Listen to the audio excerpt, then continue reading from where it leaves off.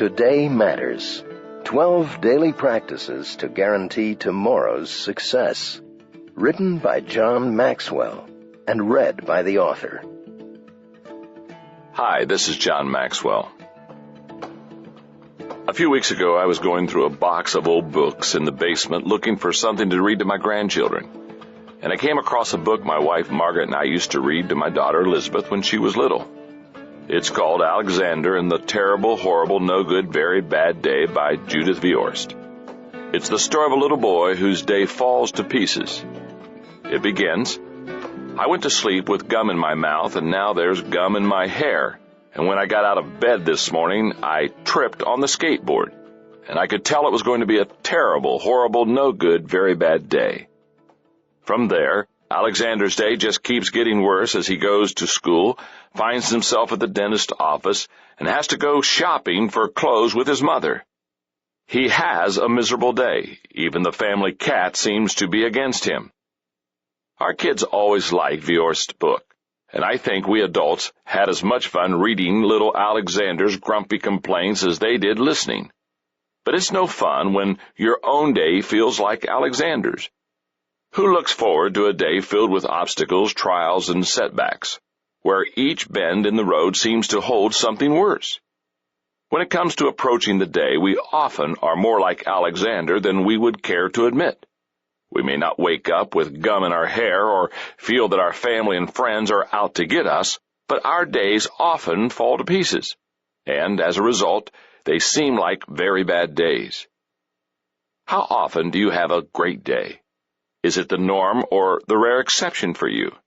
If I ask you to rate today on a scale of 1 to 10, with 10 being perfect, would you even know how to score it? Upon what would you base your rating? Would it depend on how you feel? Would it be determined by how many items you've checked off your to-do list? Would you score your day according to how much time you've spent with someone that you love? How do you define success for today? Everyone wants to have a good day, but not many people know what a good day looks like, much less how to create one. And even fewer people understand how the way you live today impacts your tomorrow. Why is that? The root of the problem is that most people misunderstand success. If we have a faulty view of success, we take a faulty approach to our day. As a result, today falls to pieces. Listen to these common misconceptions concerning success and the responses that often go with them. We believe success is impossible, so we criticize it. Psychiatrist M. Scott Peck opened his best-selling book, The Road Less Traveled, with the words, "Life is difficult." He went on to say, "Most do not fully see this truth that life is difficult. Instead, they moan more or less incessantly about the enormity of their problems, their burdens, and their difficulties as if life were generally easy, as if life should be easy. Because we want to believe life should be easy, we sometimes assume anything that's difficult must be impossible. When success eludes us, we are tempted to throw in the towel and assume it's unattainable. That's when we begin to criticize it. We say, who wants success anyway? And if success is achieved by anyone whom we consider less worthy than ourselves, we really get steamed. Our second misconception is that we believe success is mystical, so we search for it. If success has escaped us, yet we haven't entirely given up on it, then we often see it as a big mystery. We believe that all we have to do to succeed is to find the magic formula, silver bullet, or golden key that will solve all of our problems. The problem is that we want the rewards of success without paying the price. Seth Godin, author of Permission Marketing, recently wrote about this problem in the business world. He believes that business leaders frequently look for quick fixes for their companies. You don't win an Olympic gold medal with a few weeks of intensive training, says Godin. There's no such thing as an overnight opera sensation. Great law firms or design companies don't spring up overnight. Every great company, every great brand, and every great career has been built in exactly the same way, bit by bit, step by step, little by little. Misconception 3. We believe success comes from luck, so we hope for it. How many times have you heard people say something like, "He was just in the right place at the right time," to explain away someone else's success? It's a myth, just like the idea of the overnight success. The chances of becoming a success due to luck are about the same as winning the lottery, 50 million to 1. When it comes to success, you're better off hopping to it than hoping for it. Next, we believe success is productivity, so we work for it. I once saw a sign posted in a small business that said, "The 57 Rules of Success." Number 1, deliver the goods. Number 2, the other 56 don't matter. There's something about working hard and producing results that feels very rewarding, and many people regard that feeling so highly that they define it as success. But seeing hard work as success is one-dimensional. A strong work ethic is an admirable trait, but hard work alone doesn't bring success. There are plenty of people who work hard and never see success. Some people give their energy to dead-end jobs. Others work so hard that they neglect important relationships, ruin their health, or burn out. Success may not come to those who don't work hard, but hard work and success are not one and the same. Misconception 5. We believe success comes from an opportunity, so we wait for it. Many of the people who work very hard yet don't seem to get anywhere believe that the only thing they need is a break. Their motto begins with the words, "if only." If only my boss would cut me some slack. If only I could get a promotion. If only I had some startup capital. If only my kids would behave. Then life would be perfect. The truth is that people who do nothing more than wait for an opportunity won't be ready to capitalize on one if it does appear. As basketball legend John Wooden says, when opportunity comes, it's too late to prepare. And for those who receive their wish of a promotion, startup, money, or anything else, it rarely changes anything in the long term if they haven't already done all the groundwork to be successful. Misconception 6. We believe success comes from connections, so we network for it. People who believe in connections think they would have it made if only they would have been born into the right family, or they think their fortunes would suddenly improve if they met the right person. But connections alone will neither improve the life of someone who is off track nor guarantee success. If they did, the children of every successful business person would have it made, and the siblings of every U.S. president would be highly successful.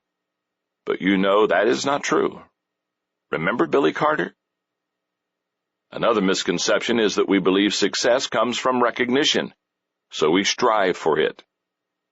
In your profession, is there a sure sign that you've made it? Would your peers be impressed if you were recognized by Fortune magazine, became a chess grand champion, or won the Lombardi Trophy? Or do you picture yourself accepting the Pulitzer Prize, Fields Medal, or Nobel Prize? In France, a nation of food lovers where chefs receive the highest honors, one of the highest marks of recognition anyone can receive is a 3-star rating for his restaurant from the Michelin Guide. At present, only 25 restaurants in all of France hold that honor. One of them is an establishment in the Burgundy region owned by Bernard Loiseau called the Côte d'Or. For decades, Chef Loiseau was said to be obsessed with creating the perfect restaurant and receiving the highest rating awarded by Michelin. He worked tirelessly. It takes great work to earn even a 2-star rating, but Loiseau achieved it in 1981. And then he worked harder. He perfected each dish on his menu, he improved the restaurant's service, and he went $5 million in debt to improve and expand his facility. And finally, in 1991, he received his 3rd star. He had accomplished what only a handful of others could. "We are selling dreams," he once said. "We are merchants of happiness." But the recognition he received didn't keep him happy. In the spring of 2003, after the lunch service, he committed suicide by shooting himself. He didn't warn anyone, nor did he leave a note. Some say he was disconsolate because his rating in another restaurant guide had fallen from 19 to 17 out of 20. Others described him as manic-depressive. No one will ever know why he killed himself, but we can be sure that the great recognition he had received in his profession wasn't enough for him. Finally, we believe success is an event, so we schedule it. I've dedicated more than 30 years of my life to speaking at events and putting on conferences to help people be more successful and become better leaders. But I'm very realistic about the limited impact an event can make in a person's life, and I frequently remind conference attendees of those limitations. Events are great places for receiving inspiration and encouragement. They often prompt us to make important decisions to change, and they can even provide knowledge and tools to get us started. However, real sustainable change doesn't happen in a moment. It's a process. Knowing that has always compelled me to write books and record lessons so that people who have made the decision to change have access to tools they can use after the event to help facilitate the process. We use that process orientation at Equip, the nonprofit organization I founded in 1996, with the goal of training and resourcing 1 million leaders overseas. We don't simply drop in, put on an event, and disappear. We use a 3-year strategy. We begin by translating books and lessons into the local language. After the first teaching event, we give leaders books and tapes to use for their ongoing growth. And teams go back to the country every 6 months to teach more skills and follow up with leaders. Don't get me wrong, events can be very helpful, as long as we understand what they can and cannot do for us. I want to encourage you to attend events that can be catalysts for change in your life. Just don't expect them to suddenly bring you success. Growth comes from making decisions and following through on them. And that's what this book is all about. If we want to do something with our lives, then we must focus on today. That's where tomorrow's success lies. But how do you win today? How do you make today a great day instead of one that falls to pieces? Here's the missing piece. The secret of your success is determined by your daily agenda. When I talk about your daily agenda, I don't mean your to-do list, nor am I asking you to adopt a particular kind of calendar or computer program to manage your time. I'm focusing on something bigger. I want you to embrace what may be a whole new approach to life. You will never change your life until you change something you do daily. You see, success doesn't just suddenly occur one day in someone's life. For that matter, neither does failure. Each is a process. Every day of your life is merely preparation for the next. What you become is the result of what you do today.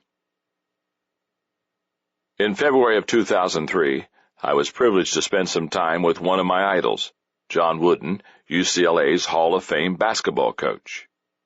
One of Wooden's sayings provides the missing piece for how we should handle today. He frequently exhorted his players to make each day their masterpiece. He wrote, "When I was teaching basketball, I urged my players to try their hardest to improve on that very day, to make that practice a masterpiece. Too often we get distracted by what is outside our control. You can't do anything about yesterday. The door to the past has been shut and the key thrown away. You can do nothing about tomorrow. It is yet to come. However, tomorrow is in large part determined by what you do today. So make today a masterpiece." This rule is even more important in life than in basketball. You have to apply yourself each day to become a little better. By applying yourself to the task of becoming a little better each and every day over a period of time, you will become a lot better. Only then will you be able to approach being the best you can be. Isn't the idea of making today a masterpiece appealing? The question is, how? What does it take? I believe there are 2 ingredients necessary to make every day a masterpiece: decisions and discipline. They are like 2 sides of the same coin. You could call them goal-setting and goal-getting, and they can't be separated because one is worthless without the other. I say that because good decisions minus daily discipline equal a plan without a payoff. Daily discipline minus good decisions equal regimentation without reward. Good decisions plus daily discipline equal a masterpiece of potential. Time is like a block of marble. Give a block of marble to an average person and you end up with a block of marble. But put it in the hands of a master sculptor and watch what happens. The sculptor looks at it with an artist's eye. First he makes decisions about what it will be. Then he practices the disciplines of his craft until he has transformed lifeless stone into a masterpiece. I believe you and I can become like the sculptor. We can learn to become master craftsmen of our lives. You begin to build a better life by determining to make good decisions, but that alone is not enough. You need to know what decisions to make. I've given the subject a lot of thought, talked to many successful people, and narrowed down the list of critical areas for success to 12. I call them the Daily Dozen. Number 1. Attitude. Choose and display the right attitudes daily. Number 2. Priorities. Determine and act on important priorities daily. Number 3. Health. Know and follow healthy guidelines daily. Number 4. Family. Communicate with and care for my family daily. Number 5. Thinking. Practice and develop good thinking daily. Number 6. Commitment. Make and keep proper commitments daily. Number 7. Finances. Make and properly manage dollars daily. Number 8. Faith. Deepen and live out my faith daily. Number 9. Relationships. Initiate and invest in solid relationships daily. Number 10. Generosity. Plan for and model generosity daily. Number 11. Values. Embrace and practice good values daily. And number 12. Growth. Seek and experience improvements daily. Before going any further, I need to make something clear. Please don't let the length of the list bother you. What I'm suggesting is that you take some time to think through these areas and make a major decision in each that will be lifelong. You can settle an issue once and for all, and you won't have to revisit it daily. The most successful people in life are the ones who settle their critical issues early and manage them daily. The earlier you settle the critical issues of your life, the greater your potential for success. The first ingredient of success, making good decisions, has no real value without the second, which is practicing good discipline. Let's face it, everyone wants to be thin, but nobody wants to diet. Everyone wants to live long, but not many people want to exercise. Everybody wants money, yet few want to work hard. Successful people conquer their feelings and form the habit of doing things unsuccessful people do not like to do. The bookends of success are starting and finishing. Decisions help us start. Discipline helps us finish. Most people want to avoid pain, and discipline is often painful. But we need to recognize that there are really two kinds of pain when it comes to our daily conduct. There's the pain of self-discipline and the pain of regret. Many people avoid the pain of self-discipline because it's the easy thing to do. What they may not realize is that the pain of self-discipline is momentary, but the payoff is long-lasting. If we've made a decision to try to be healthy, but we put off exercising, it's true that we avoid 30 minutes of unpleasantness. But then we feel guilty because we violated the decision we know was right for us. Then we regret not having exercised. And if we constantly avoid exercise, we end up paying a price later. On the other hand, when we do practice the discipline of exercise for 30 minutes, we feel good about ourselves the entire day. That's a great trade-off. We get 16 hours of positive feelings about ourselves for half an hour of work. And if we consistently practice the discipline of exercise, we also receive a health benefit that can literally save and extend our lives. Because we already have so many reasons not to start in the back of our minds, let me encourage you by giving you some compelling ideas about getting started. Start with yourself. A few years ago, on a trip to India, I got the opportunity to visit the home of that nation's great leader, Mahatma Gandhi. The house has been turned into a museum, and it contains some of his personal possessions as well as artifacts from his time of leadership. It also teaches much of his philosophy. One of his statements that I saw there struck me. Be the change you want to see in the world. What a great statement. If you desire for just one person close to you, your spouse, your children, a close friend, an employee, to change in some way, then become a model of change yourself. When that happens, you gain experience, confidence, integrity, and influence. You become content with yourself. You must have something to give before you can give to others. Start small. When you start small and succeed, it helps you believe that you can accomplish the next step. It also helps you to prioritize your actions and focus your energy. But here's a piece of advice. As you get ready to begin, don't expect to understand all of what it will take to get to the top. Just focus on the next step. Start early. There's an old saying that Noah didn't wait for his ship to come in, he built one. If you take a proactive approach to changing your life, and you start early, you increase your odds for success, and you create more options for yourself later in life. As you keep listening, you will become acquainted with my personal history and how I came to make each decision for practicing one of the daily dozen. I share it because I want to flesh out the process for you and let you know that I'm trying to live out the principles I teach about. And I'll tell you where I struggled.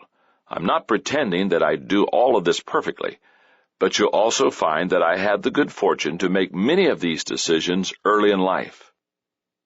In my teens, I made 4 decisions. In my 20s, 5 decisions. In my 30s, 2 decisions.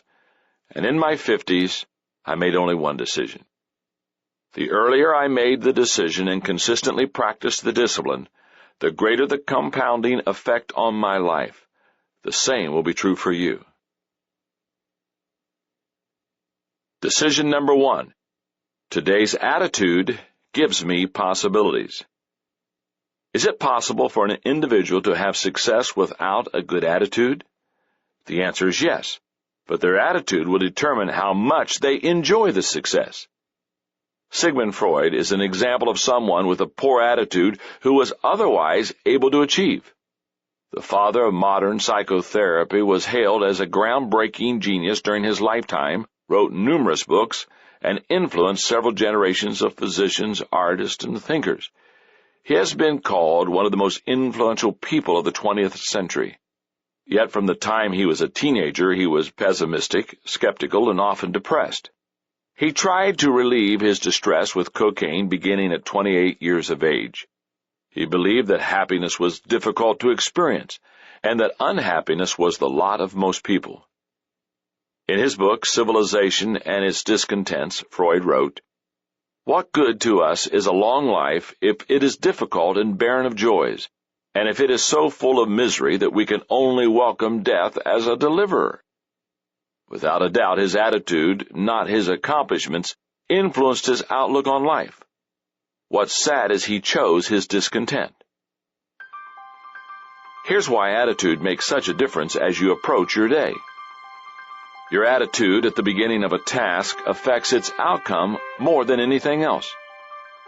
You've heard the phrase, all's well that ends well. Here's another that I believe is equally true. All's well that begins well. Look at successful people and you'll see that they've embraced this truth, whether it's a doctor going into surgery, a coach readying his team for a game, a pastor preparing a sermon, or a business person entering negotiations before a big deal. The confident person increases his chances for success. The pessimist invites the negative outcome he expects. Charlie Wetzel, who works with me on my books, recently underwent a change in attitude in his thinking concerning the process of editing. He is a writer and has never particularly enjoyed the editing process. It reminds him of when he graded students' papers as an English composition teacher. Recently, when we were working on my book, There's No Such Thing as Business Ethics, He received the edited manuscript from the publisher and was asked to review it, check the editor's changes, and verify facts. It's a process he normally hates because he thinks it takes time away from the writing he should be doing. But this time he decided to change his attitude as he approached the task. Rather than performing the task in short blocks of time during afternoons, because mornings are prime writing times, he blocked off an entire week just for editing, and he looked at the task as an opportunity to refine the manuscript and take it to the next level. As a result, the job was more enjoyable and the results were more effective. When you approach a task, especially an important one you don't relish, fix your mind on the facts, not on your feelings.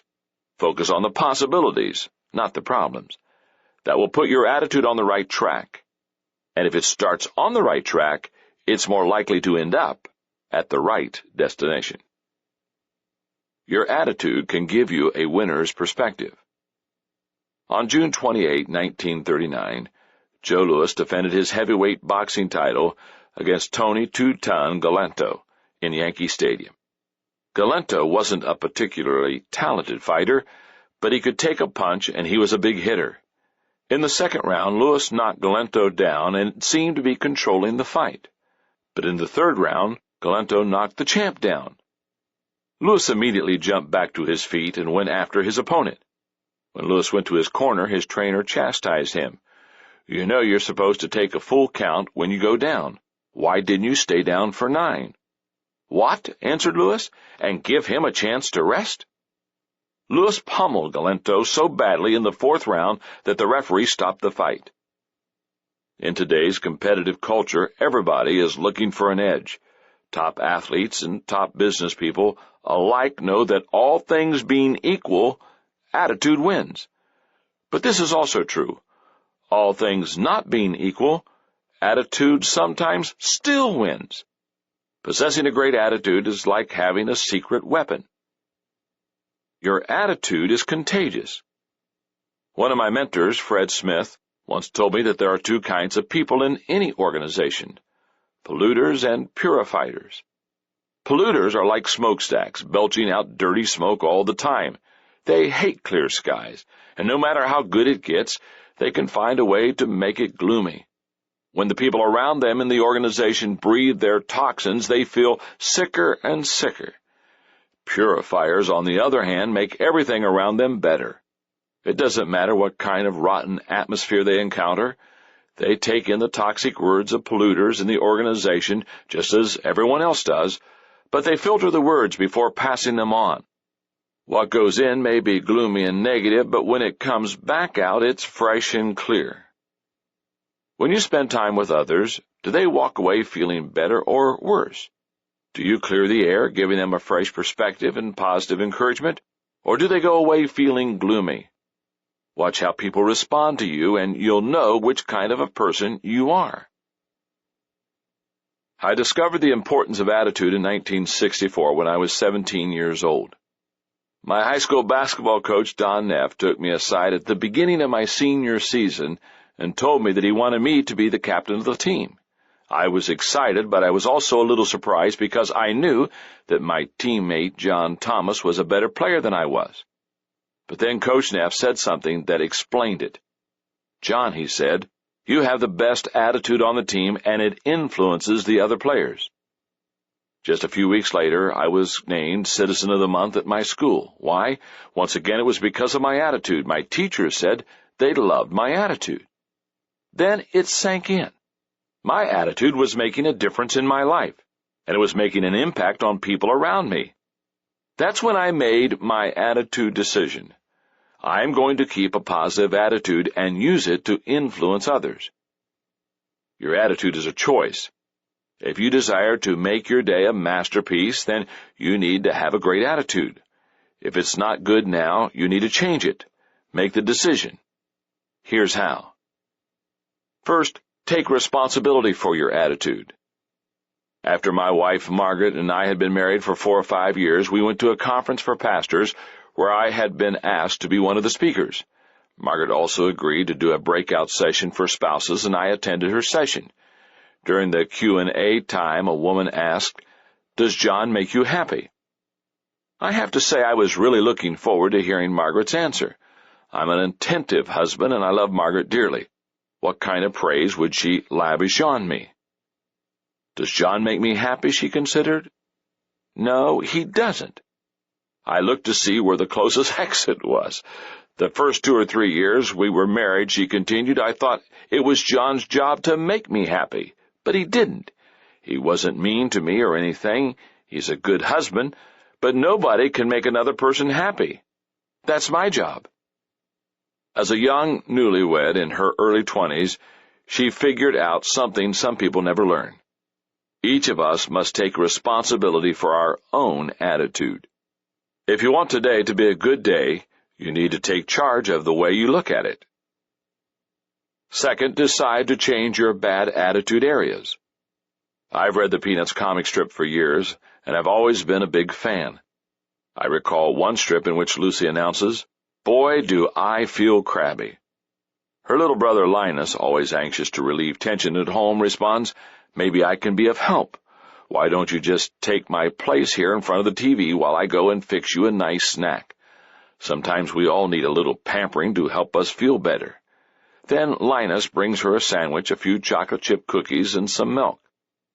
"Now, is there anything else I can get for you?" he asks. "Is there anything I haven't thought of?" "Yes, there's one thing you haven't thought of," Lucy answers, and then she suddenly screams, "I don't want to feel better." For the many years the late Charles Schulz drew Peanuts, that always seemed to be one of Lucy's problems. She didn't want to change in the areas where she had a bad attitude, and she had a lot of them. Many people are like her. There are things in your life you cannot choose, such as your parents, where you were born, or your race, but your attitude is something you can change, and just about everybody has at least a few areas in their thinking that could use some help. If you want to have a better day, then you need to go after those areas. The third step is to think, act, talk, and conduct yourself like the person you want to become. If you've been to any kind of class reunion 10 or more years after graduation, then you've probably been surprised by the transformation of one of your former classmates. The misfit who became a famous lawyer, the plain Jane who blossomed into a movie star, or the geek who founded a major corporation. How do such transformations occur? Those people saw themselves as they could be. Then they learned to act like and acquire the skills of the people they wanted to be. If you desire to change yourself, then start with your mind. Believe you can improve, then you can change into the person you desire to be. Ralph Waldo Emerson said, "What lies behind us and what lies before us are tiny matters compared to what lies within us." Develop a high appreciation for life. A friend emailed to me the story of a very together and independent 92-year-old lady who was moving into a nursing home. Since she was legally blind and her husband of 70 years had passed away, the move was her only option. She waited in the lobby of the facility for a long time before finally being told that her room was ready. As she was escorted down the corridor, her attendant described the room, down to the curtains hung on the windows.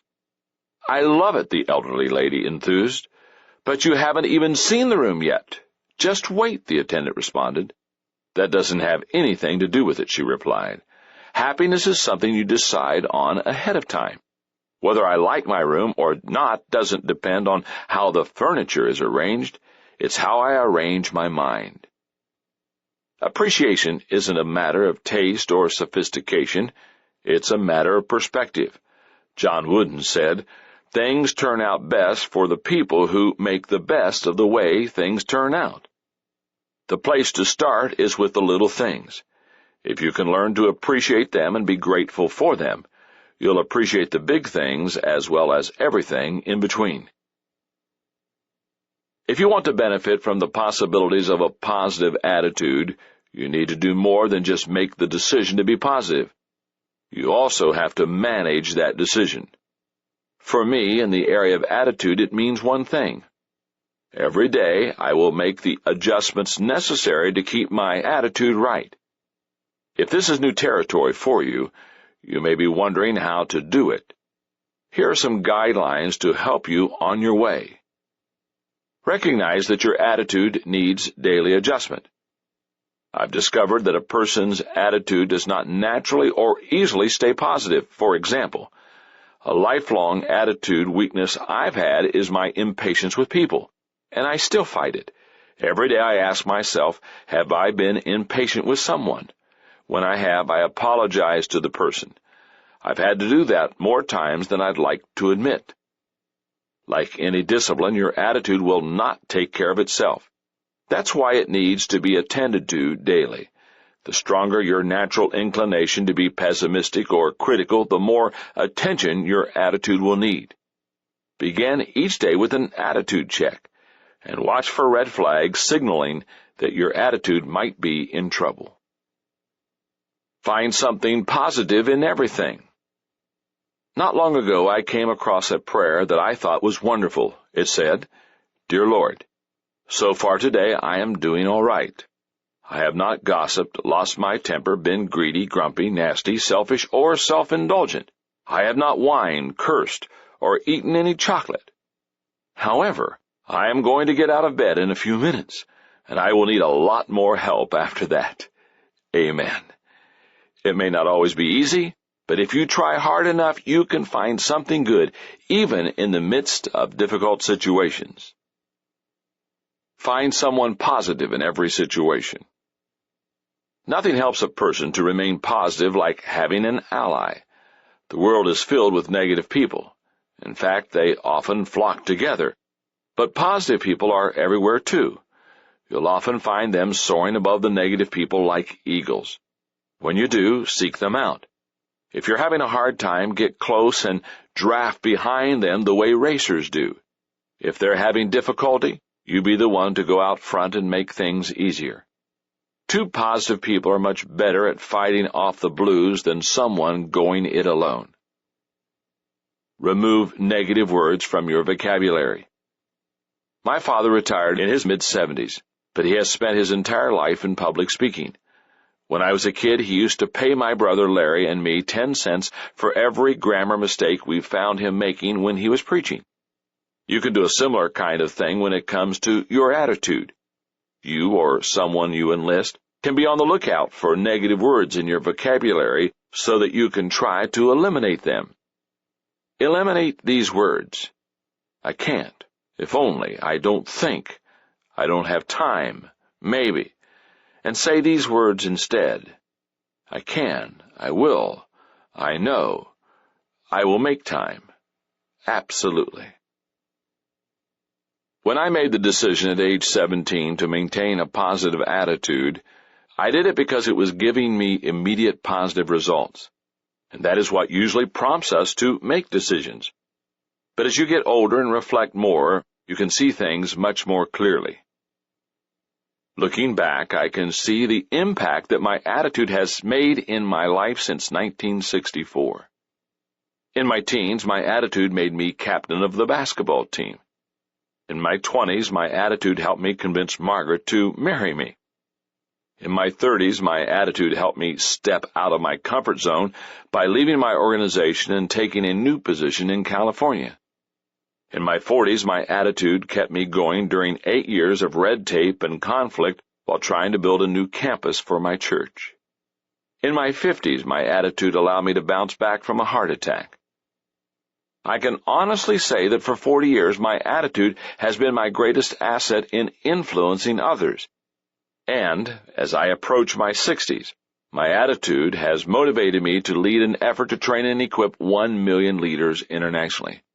I want to keep making a positive impact until the day I die. Decision number 2. Today's priorities give me focus. Business consultant and author Michael LeBoeuf says devoting a little of yourself to everything means committing a great deal of yourself to nothing. Focused concentration is one of the keys to success. To have focus, you must understand priorities. Here's why. Time is our most precious commodity. Given the choice, would you rather save time or money? Most people focus on dollars. But how you spend your time is much more important than how you spend your money. Money mistakes can often be corrected, but when you lose time, it's gone forever. Your priorities determine how you spend your time, and time is precious. The following statements may help you put time in perspective. To know the value of 1 year, ask the student who failed the final exam. To know the value of 1 month, ask the mother of a premature baby. To know the value of 1 week, ask the editor of a weekly news magazine. To know the value of 1 day, ask the wage earner who has 6 children. To know the value of 1 hour, ask the lovers who are waiting to meet. To know the value of 1 minute, ask the person who missed the plane. To know the value of 1 second, ask the person who survived the accident. And to know the value of 1 millisecond, ask the Olympic silver medalist. We cannot change time, only our priorities. Sales consultant and author Myers Barnes says, time management has nothing to do with the clock, but everything to do with organizing and controlling your participation in certain events that coordinate with the clock. Einstein understood time management is an oxymoron. It cannot be managed. You can't save time, lose time, turn back the hands of time, or have more time tomorrow than today. Time is unemotional, uncontrolled, unencumbered. It moves forward regardless of circumstances, and in the game of life creates a level playing field for everyone. Since you can't change time, you must instead change your approach to it. We cannot do everything. There was a time in my life when I thought I could do everything, but I was very young, energetic, and naive. Chinese author and philosopher Lin Yutang said, "Besides the noble art of getting things done, there is the noble art of leaving things undone. The wisdom of life consists of the elimination of non-essentials." You can have anything you want, but you cannot have everything you want. You have to choose. Excellence comes from doing the right things right. If you're not sure what the right things are, pretend you have only 6 months to live. The things you would do in that short time are the right things. Priorities help us to choose wisely. Author Robert J. McCain says the reason most goals are not achieved is that we spend our time doing second things first. Let's face it, there are a lot of things vying for your attention. Many people want to put you on their agenda. Thousands of manufacturers want you to spend your money on their product. Even your own desires can be so diverse and your attention so scattered that you often aren't sure what should get your attention. That's why you need to focus. To be successful, you can't just run on the fast track, instead run on your own track. People who reach their potential and fulfill their dreams determine and act on their priorities daily. When I first graduated from college and began my career, I was not working according to my own agenda. Back in the 1960s, when I studied for the ministry, the majority of my coursework had prepared me to do counseling and administration. So when I began working in 1969, guess what I spent most of my time doing? That's right, counseling and administration. Nothing could have been farther from my natural gifts or my natural inclinations. Despite much hard work, I was neither fulfilled or effective. Because I wanted to improve myself and pick up skills I didn't learn in college, in 1971 I began working on a business degree. While reading for one of the courses, I came across a paragraph written about Italian economist Vilfredo Pareto. It contained information about prioritizing called the Pareto principle. It said that by focusing your attention on the top 20% of all your priorities, you would get an 80% return on your effort. That was my eureka moment. That's when I made this decision. I will prioritize my life and give focus and energy to those things that give the highest return. From the moment I made that decision, I have been a practitioner of the Pareto principle, and I have taught it to others for 33 years. If you want to change the way you look at yourself and what you do by making a decision concerning your priorities, then do the following. Take back today. Poet Carl Sandburg said, "Time is the most valuable coin in your life. You and you alone will determine how that coin will be spent. Be careful that you do not let other people spend it for you." Your greatest possession is the 24 hours you have directly ahead of you. How will you spend it? Will you give in to the pressure or focus on priorities? Will you allow pointless emails, unimportant tasks, telemarketers, interruptions, and other distractions to consume your day? Or will you take complete responsibility for how you spend your time, take control of the things you can, and make today yours? If you don't decide how your day will be spent, someone else will. No daily dozen issue has added more to my success than the principle of priorities. When I discovered that I needed to change my approach to my day and my career, I started by asking myself 3 critical questions.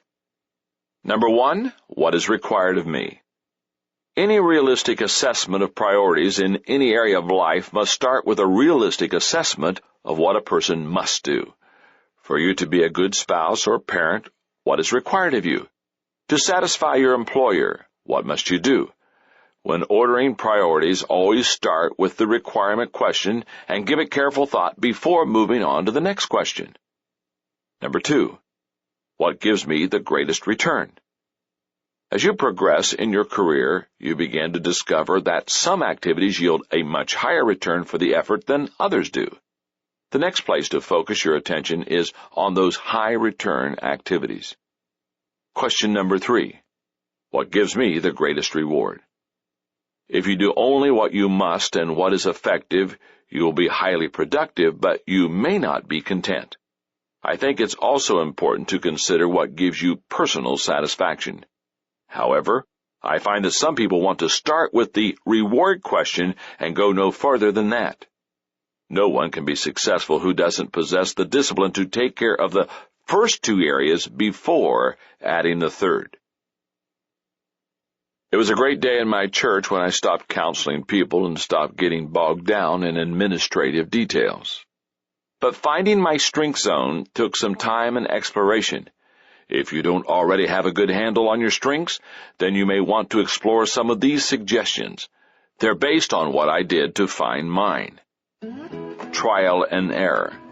Nothing teaches you more than your successes and failures. Anytime something seems to be all trial and you make a lot of mistakes, it's probably time to move on. But you've got to take the risk of failing to find your successes. Next, consider the counsel of others. Asking others to evaluate your effectiveness is not always fun, but it is always helpful. Be sure to choose people who don't have an agenda other than to help you. Then take personality tests. Evaluations, such as DISC, Florence Littauer's personality profile, and Myers-Briggs, can be very helpful. They will help to clarify some of your natural inclinations and to reveal some strengths and weaknesses you aren't aware of.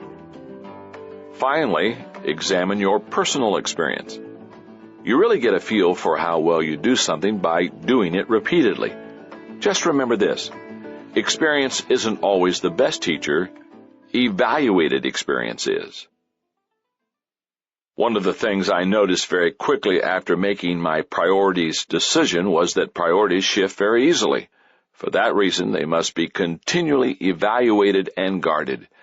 My reminder to manage the disciplines of priorities is this: every day I will live my life according to my priorities. What does that mean? That the following 5 things must be done. 1. Evaluate priorities daily. Priorities don't stay put. You have to revisit them every day. Why? Because conditions continually change. So do methods of getting things done. Your values, once defined, are going to be steady. You will be able to rely on them. But how you carry them out needs to be flexible. Number 2, plan your time carefully. According to a survey taken by Daytimers, Inc., only 1/3 of American workers plan their daily schedules, and only 9% follow through and complete what they planned.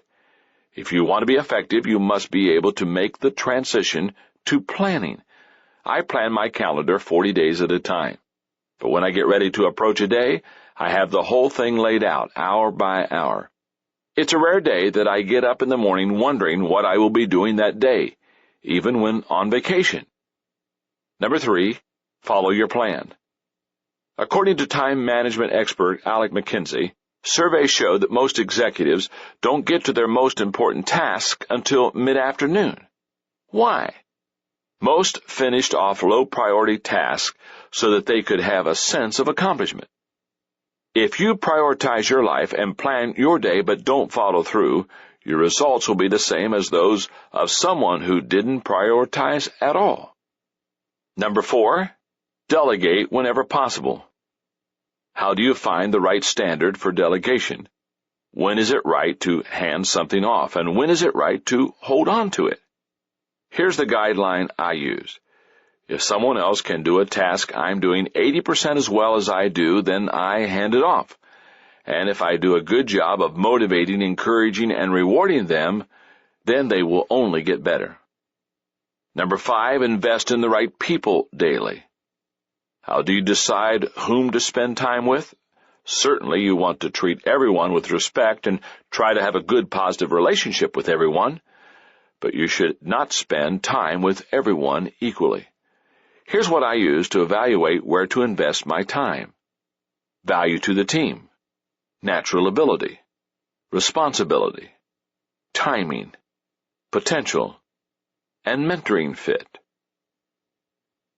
I am grateful that I learned to prioritize my life early in my career. No decision I've made has had as great an impact on my life and career. Here's how. In my 20s, my priorities took away the guilt of not doing everything. In my 30s, my priorities helped me separate my strengths from my weaknesses. In my 40s, my priorities gave me a high return on my work.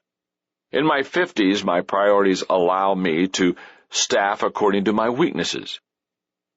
If you want to increase your focus and become effective on a level you've never experienced before, then make a decision to prioritize your life and manage the discipline of priorities every day. Anytime people reach the highest level in their profession, you can be sure that priorities have been very important to them. That was certainly the case of Betsy Rogers, a teacher in Leeds, Alabama, who became the 2003 National Teacher of the Year. Rogers can't remember a time when she didn't want to be a teacher. It was in her blood and in her family. Her grandmother taught in rural Alabama beginning when she was only 16 years old. Both her grandmother's sisters followed her into the profession, and Rogers' mother taught Sunday school for 50 years. So when she went off to college, she naturally studied to become a teacher too.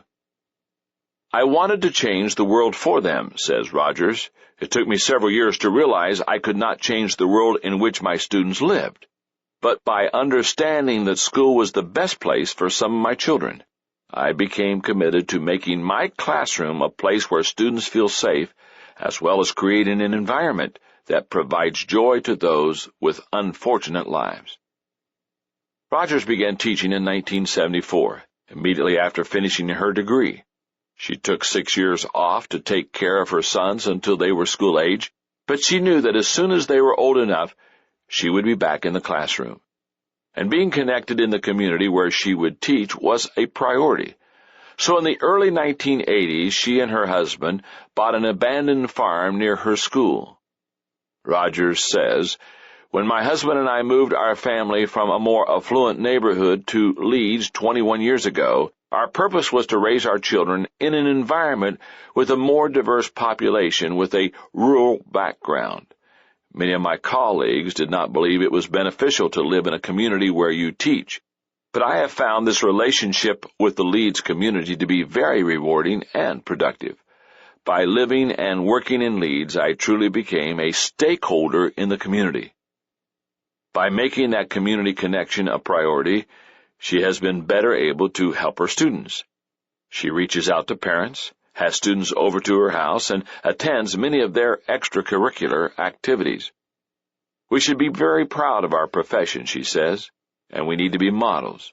We shouldn't lose sight of the fact that we have impact that we may never see. Because Rogers is focused, she is constantly improving and working to reach her potential in her profession. She believes that teachers must model a dedication to lifelong learning. And she doesn't just give lip service to it. When both her sons were in college, she went back to school herself. She has since earned 3 graduate degrees in 1998, 2000, and 2002. As National Teacher of the Year, she will be expected to spend a year visiting schools and serving as an international spokeswoman for education. When she's finished, she could use the recognition she has received as a springboard to a plum teaching position or a higher-paying administrative position. But that's not what she's about. According to County Superintendent Bob Neighbors, Rogers has inquired about going back to work in a county school on academic alert because of poor test scores. After all, what's the use of improving herself if she can't use what she's learned to help others? Neighbors call Rogers one of those extraordinary naturals for whom teaching is not only her vocation, it is her joy, her daily discovery, and her avocation. Rogers sums it up this way: I was taught that we are here on this earth to serve. That's her priority, and she is living it out every day. Decision number 3. Today's health gives me strength. I need to begin this section by making a confession.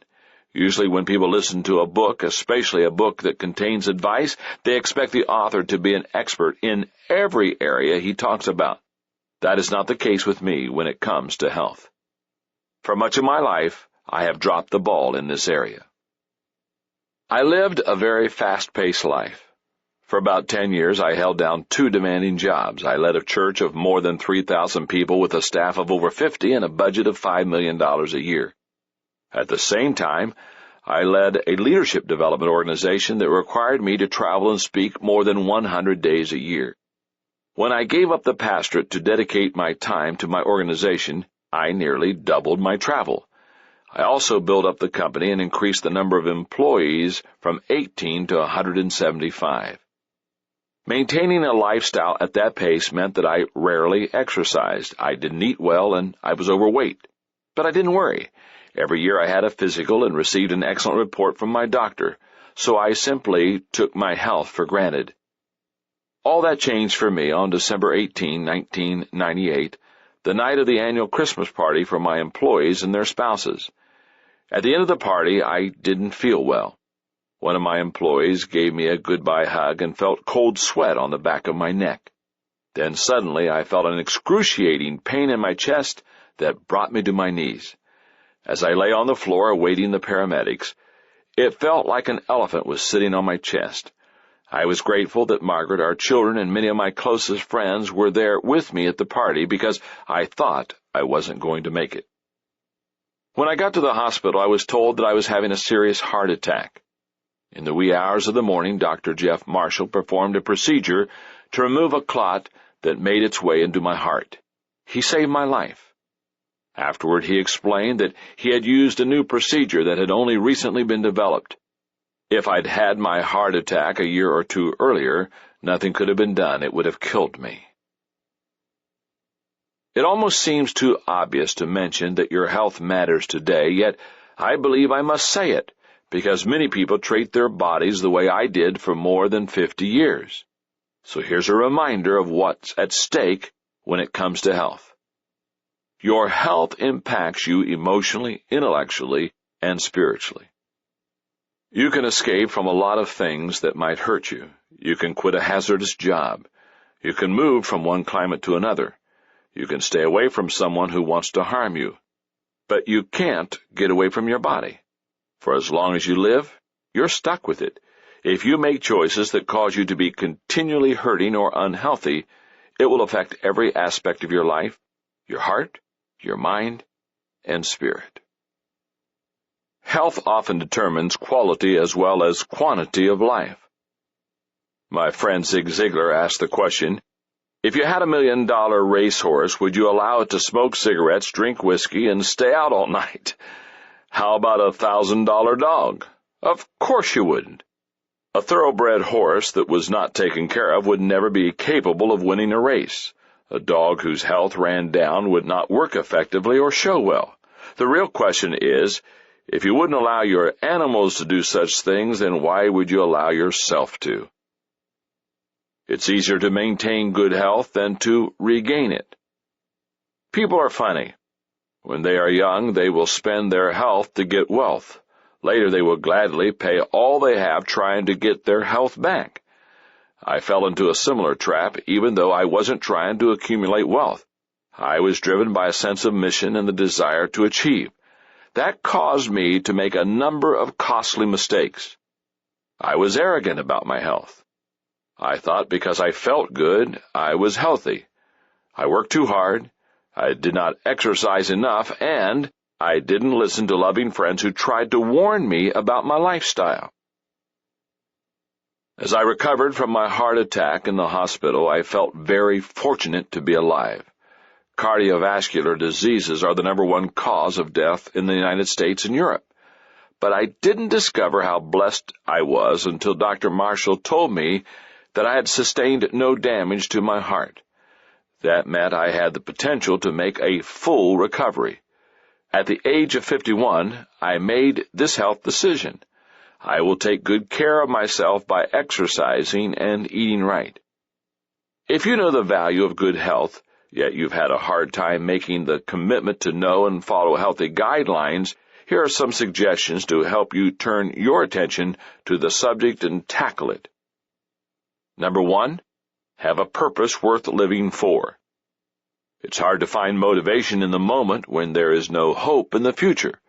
A sense of purpose helps a person to make a decision to change and then to follow through with the discipline required to make that change permanent. I found that to be true after my heart attack. A friend who spent a lot of time with me during my recovery saw me pass on desserts time after time, something that was not characteristic of me, and finally he asked, "Have you lost your craving for desserts?"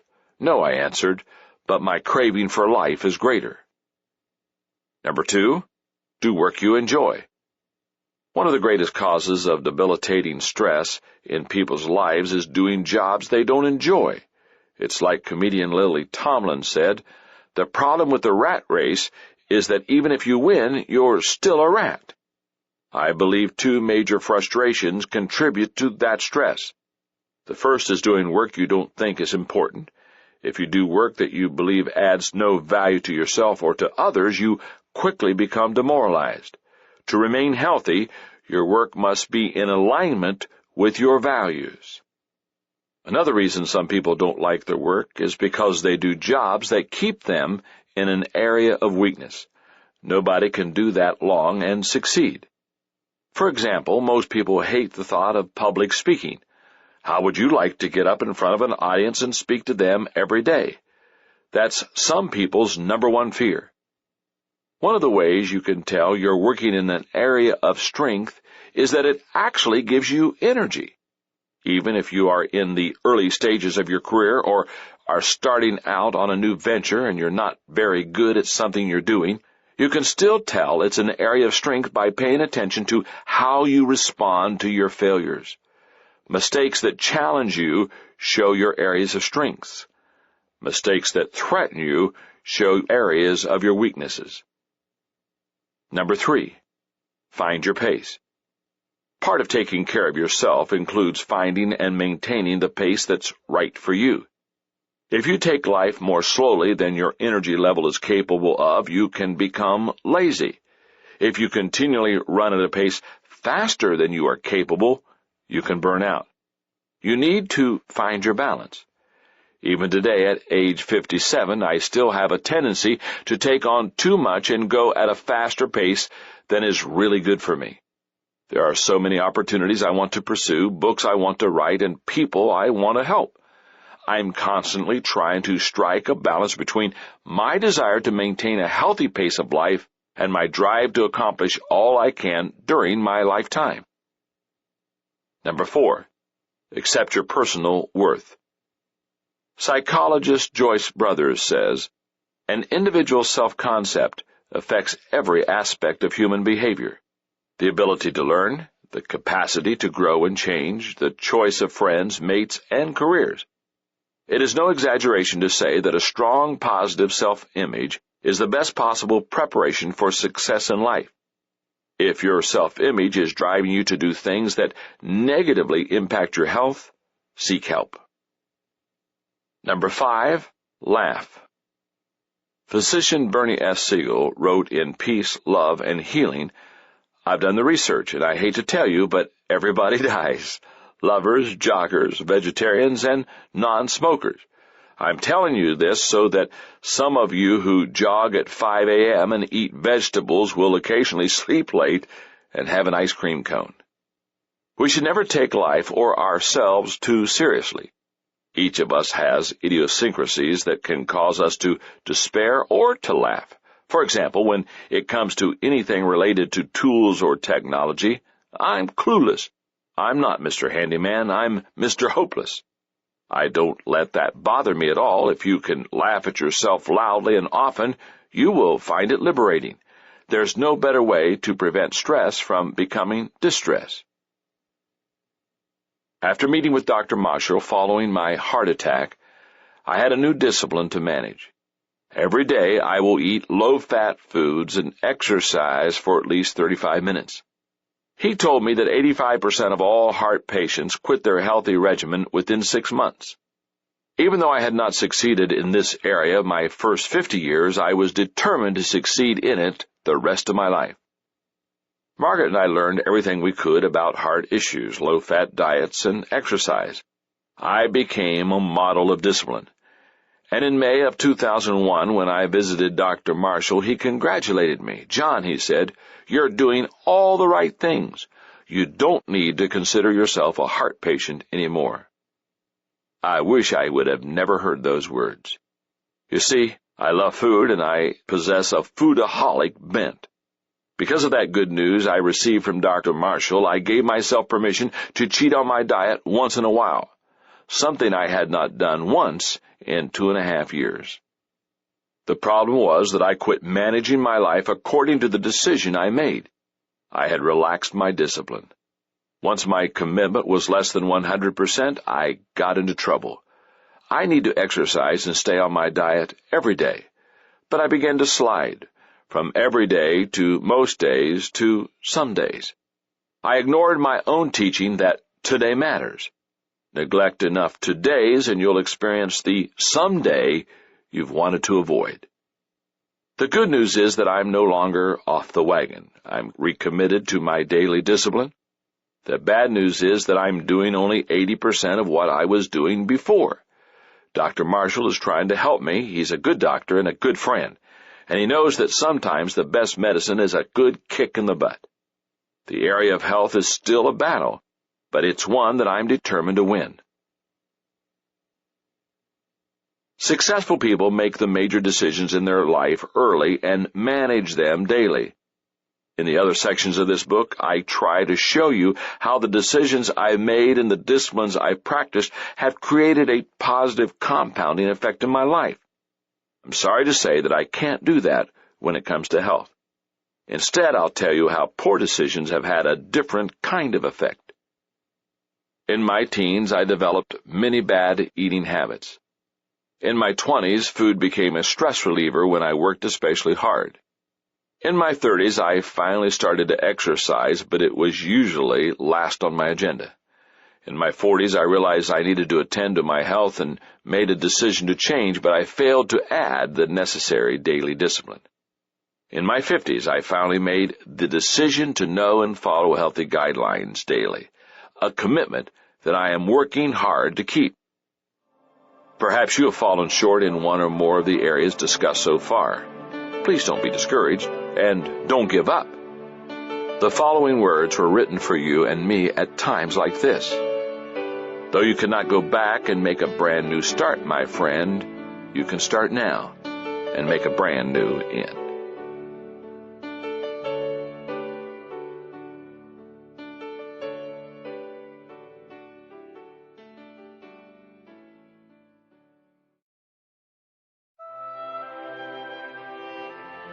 Decision number 4, today's family gives me stability. What difference does family make? How does it impact an individual's life? Let's face it, some people's families don't build them up, they tear them down. It's true that you can't do anything to change your ancestry or upbringing. You have no control over what your parents or grandparents did or how they treated you. But while you can't do much about your ancestors, you can influence your descendants greatly. You determine how you treat your family. You're the one who decides whether you will stay and work things out or leave your family when the going gets rough, as it always does. You're the one who decides how much time you spend with the relatives who build you up versus those who try to knock you down. You determine how you treat others. The way you approach family life has a profound impact on how you live.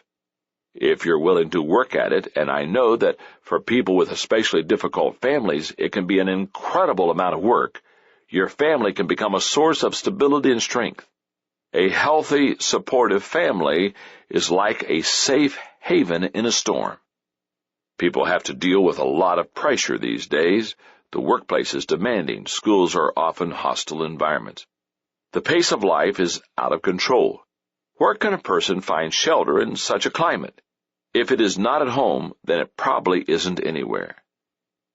A reporter once asked President Theodore Roosevelt with whom did he enjoy spending most of his time. He responded he would rather spend time with his family than with any of the world's notables.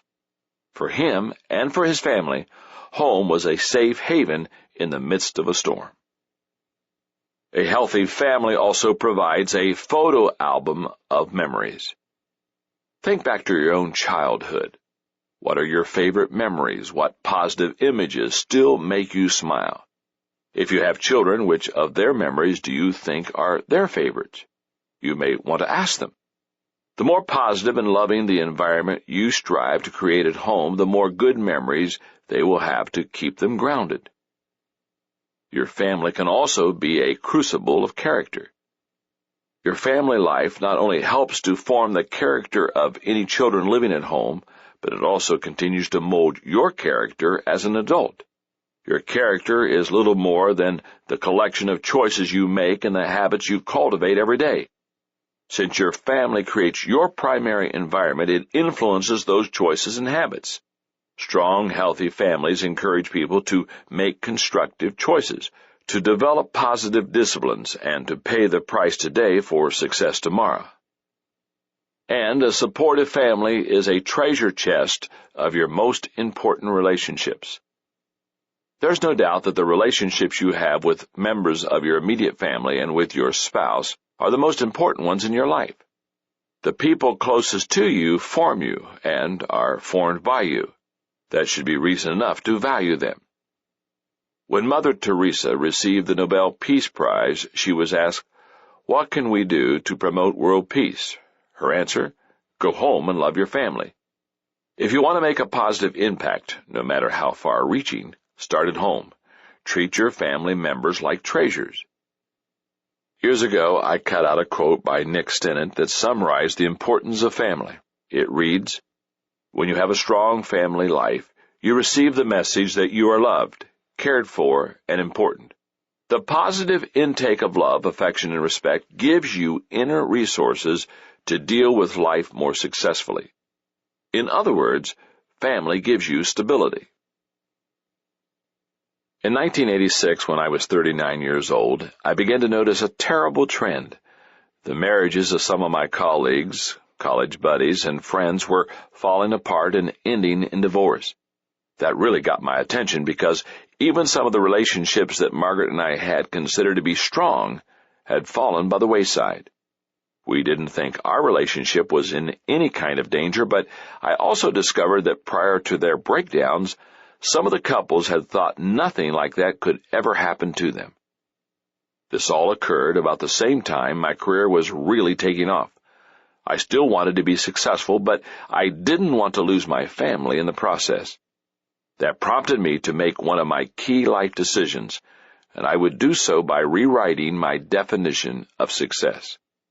From that moment, success meant having those closest to me love and respect me the most. I don't know where you stand with your family now. Everyone's situation is unique. You may have a great family life, or you may have made some serious mistakes from which you fear you will never recover. You may be single with no children, so that all you have is extended family. But I can tell you this, no matter what your situation is, you can benefit from the stability that comes from communicating with and caring for your family daily.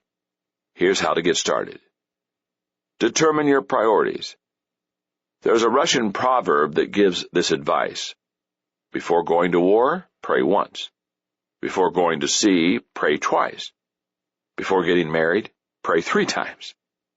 In other words, anytime you're going to engage in a great and potentially risky endeavor, give it serious consideration first.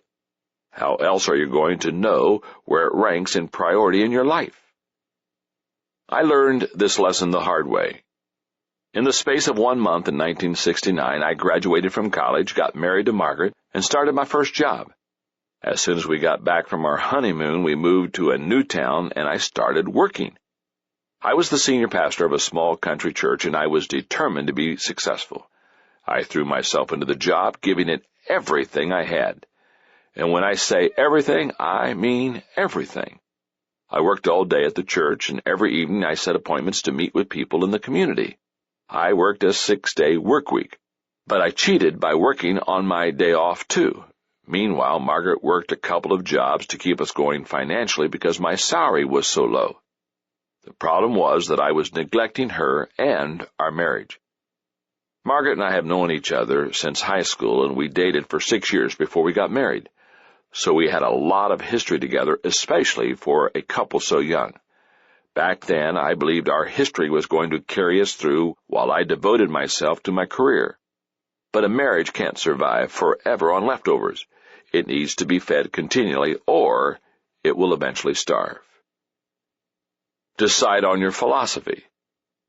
In the first decade of our marriage, Margaret and I decided on our personal philosophy of family. First, we tried to live it out as a couple. Then, when we had children, we worked to make it the foundation of our choices as parents. For us, the bottom line on family was for us to cultivate and maintain our commitment to God. Our faith came first in our lives. If we neglected or compromised that, nothing else would be of value. Our continual growth, reaching our personal potential and helping our children do the same, is one of our highest values. When we come to the end of our lives, we want to look back knowing that we lived life to the fullest. Our common experiences. The greatest bonds between people come as a result of their experiences together, both good and bad. We create as many positive experiences as we can, and we weather the negative ones together. Our confidence in God, ourselves, and others. Your belief determines how you will live, and it also impacts the outcome of everything that you do. And our contributions to life. People should try to leave the world a better place than they found it. We want to add value not only to the people in our family, but also to every other life we touch. I know that you will want to create your list. Here's my suggestion. Keep it simple. If you come up with a list of 17 things you want to live out, you won't be able to do it. You may not even be able to remember it. Whittle the list down to the non-negotiables. Develop your problem-solving strategy. I think a lot of people go into marriage expecting it to be easy. Maybe they've seen too many movies. Marriage isn't easy. Family isn't easy. Life isn't easy. Expect problems, stay committed, and develop a strategy for getting through the rough times. Some people call family meetings to discuss issues. Others create systems or rules.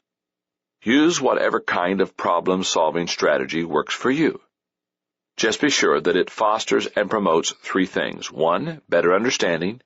2, positive change. And 3, growing relationships. The desire to make your family a priority is one thing. Actually, living it out is something else. I found that it's often easier to get the approval of strangers and colleagues than it is to get respect from those who know you best. So I practice this discipline. Every day I work hard on gaining the love and respect of those closest to me. Years ago, when something exciting happened during the day or I heard a bit of interesting news, I'd share it with colleagues and friends.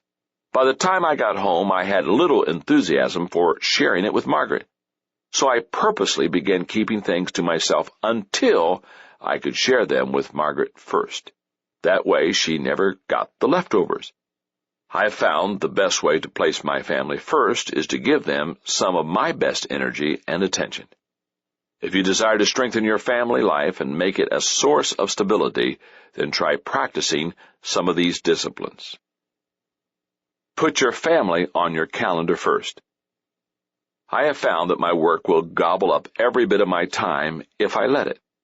Before I made the decision to make my family a priority, I didn't give them the time that I should have. I think that's true of most people who enjoy their careers. Other people have hobbies or interests that can be very time-consuming. If you don't create boundaries for how you spend your time, your family will always get the leftovers. Even today, if I let my guard down, I'm liable to let work take over my schedule. Someone once said that you should never let yourself feel that you ought to be at work when you're with your family, and you should never feel that you ought to be with your family when you're at work. That's a great perspective. If you and your family can figure out and agree on how much time you should spend together, and you protect those times, you should be able to adopt that mindset. Try to create and maintain family traditions. Traditions give your family a shared history and a strong sense of identity. Don't you remember how your family celebrated Thanksgiving as a child, or how about Christmas?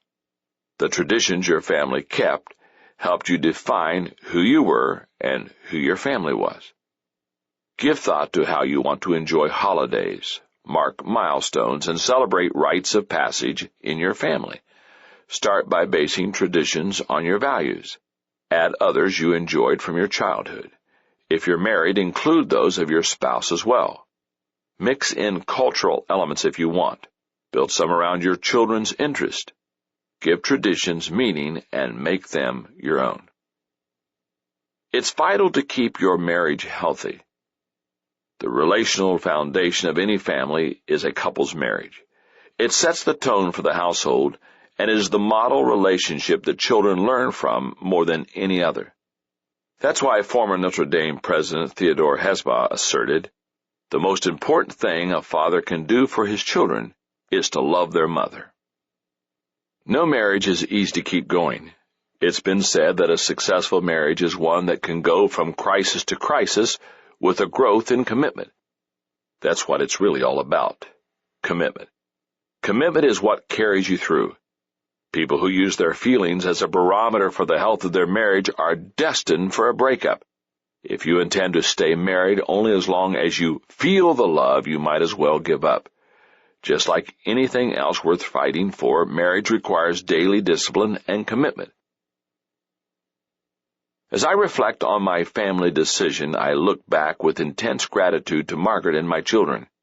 And I realize that in my 30s, my family decision gave me protection from making the life-shattering mistakes of many of my friends. In my 40s, my family decision helped me place my family first.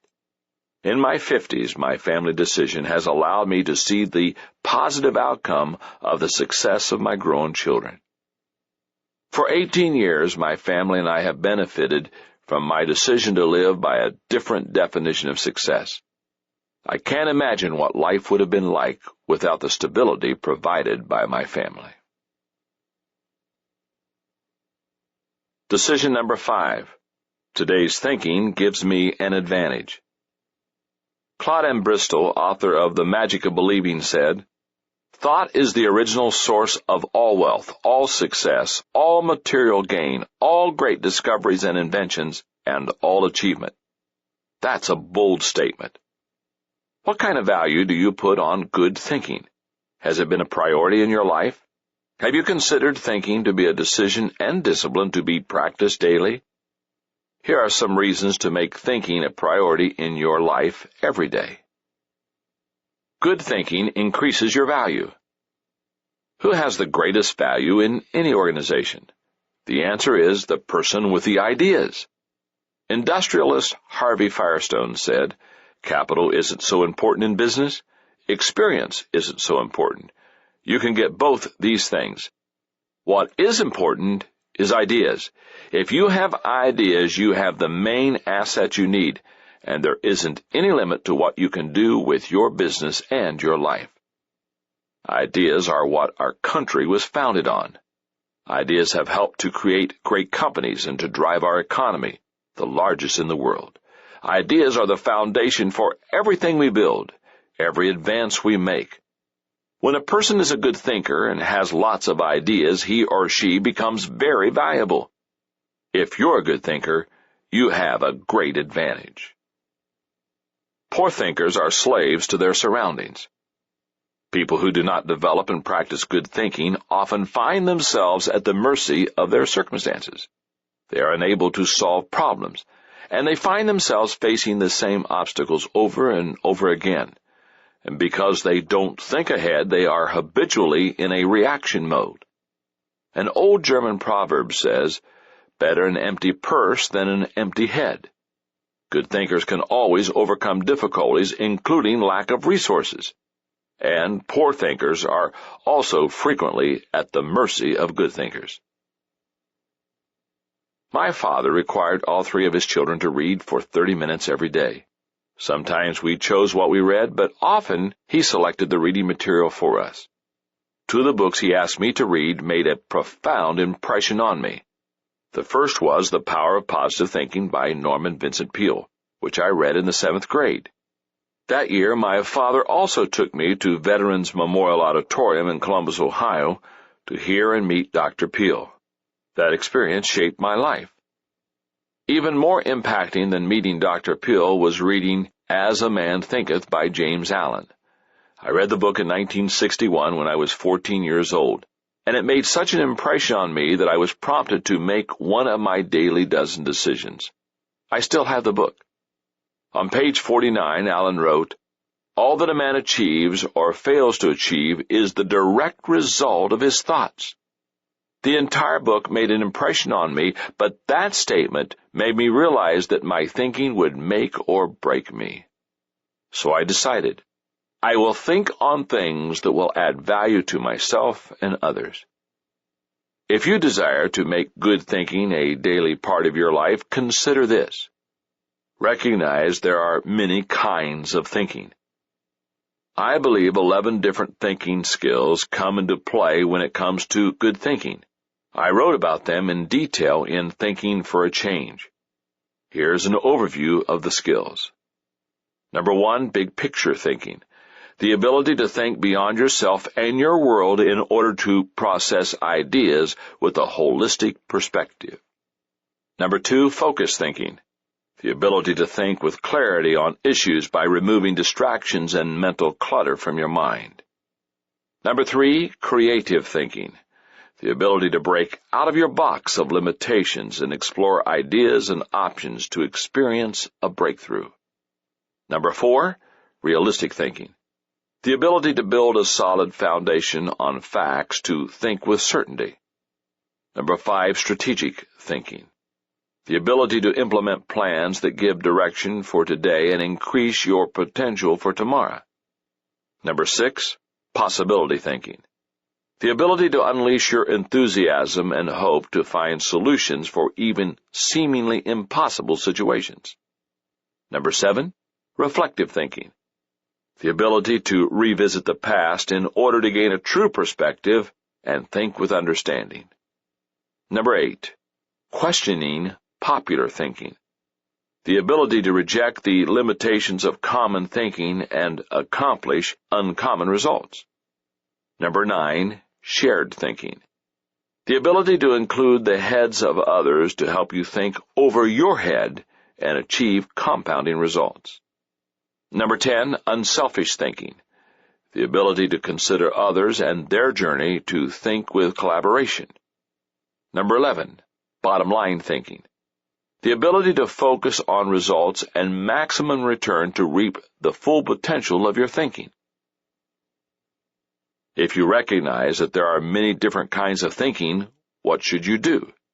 Should you try to master all of them? No, I believe that's a mistake. Let's say, for example, that you are a very good creative thinker, but you're weak in bottom-line thinking, yet you want to master both kinds of thinking. How would you get started? Where would you focus your attention? You could probably work on bottom-line thinking to get it up to average, but that would require a tremendous amount of time, energy, and resources. And what would it take to advance to merely good? It would take even more effort. The higher you try to climb, the more energy it takes to make less progress. No matter how hard you try, you might not ever make bottom-line thinking a strength. What if you gave that time to improving your creative thinking instead? Since you are already good, a moderate amount of time and energy could make you excellent. If you really gave it your all, perhaps you could become a world-class creative thinker. That would enable you to generate ideas and make contributions few others could. That would make you much more valuable and give you a real advantage in your life and career. So what do you do about your weaknesses? Gather people around you who are strong in those areas. That's what I've done for years. In my current season of life, I can hire staff who possess strengths in my areas of weakness. But even before I was the boss, I practiced this principle. For 35 years, my wife Margaret and I have worked as a team to compensate for one another's weaknesses. I've often relied on my brother Larry to help me in the area of realistic thinking. And I've made it a practice to partner with friends who think better than I do in a particular area while I do the same for them. Not having to rely entirely on myself when it comes to thinking has been a real advantage to me. It's easy to allow situations and other people to influence your thinking negatively as well as positively. One of the tricky things about seeking ideas and perspective from others is that some people have an agenda other than helping you. That's why it's important to take responsibility for your own thinking. When I was in my 20s, I began to practice this discipline. Every day, I will set aside a time to think, and I will determine to think on the right things.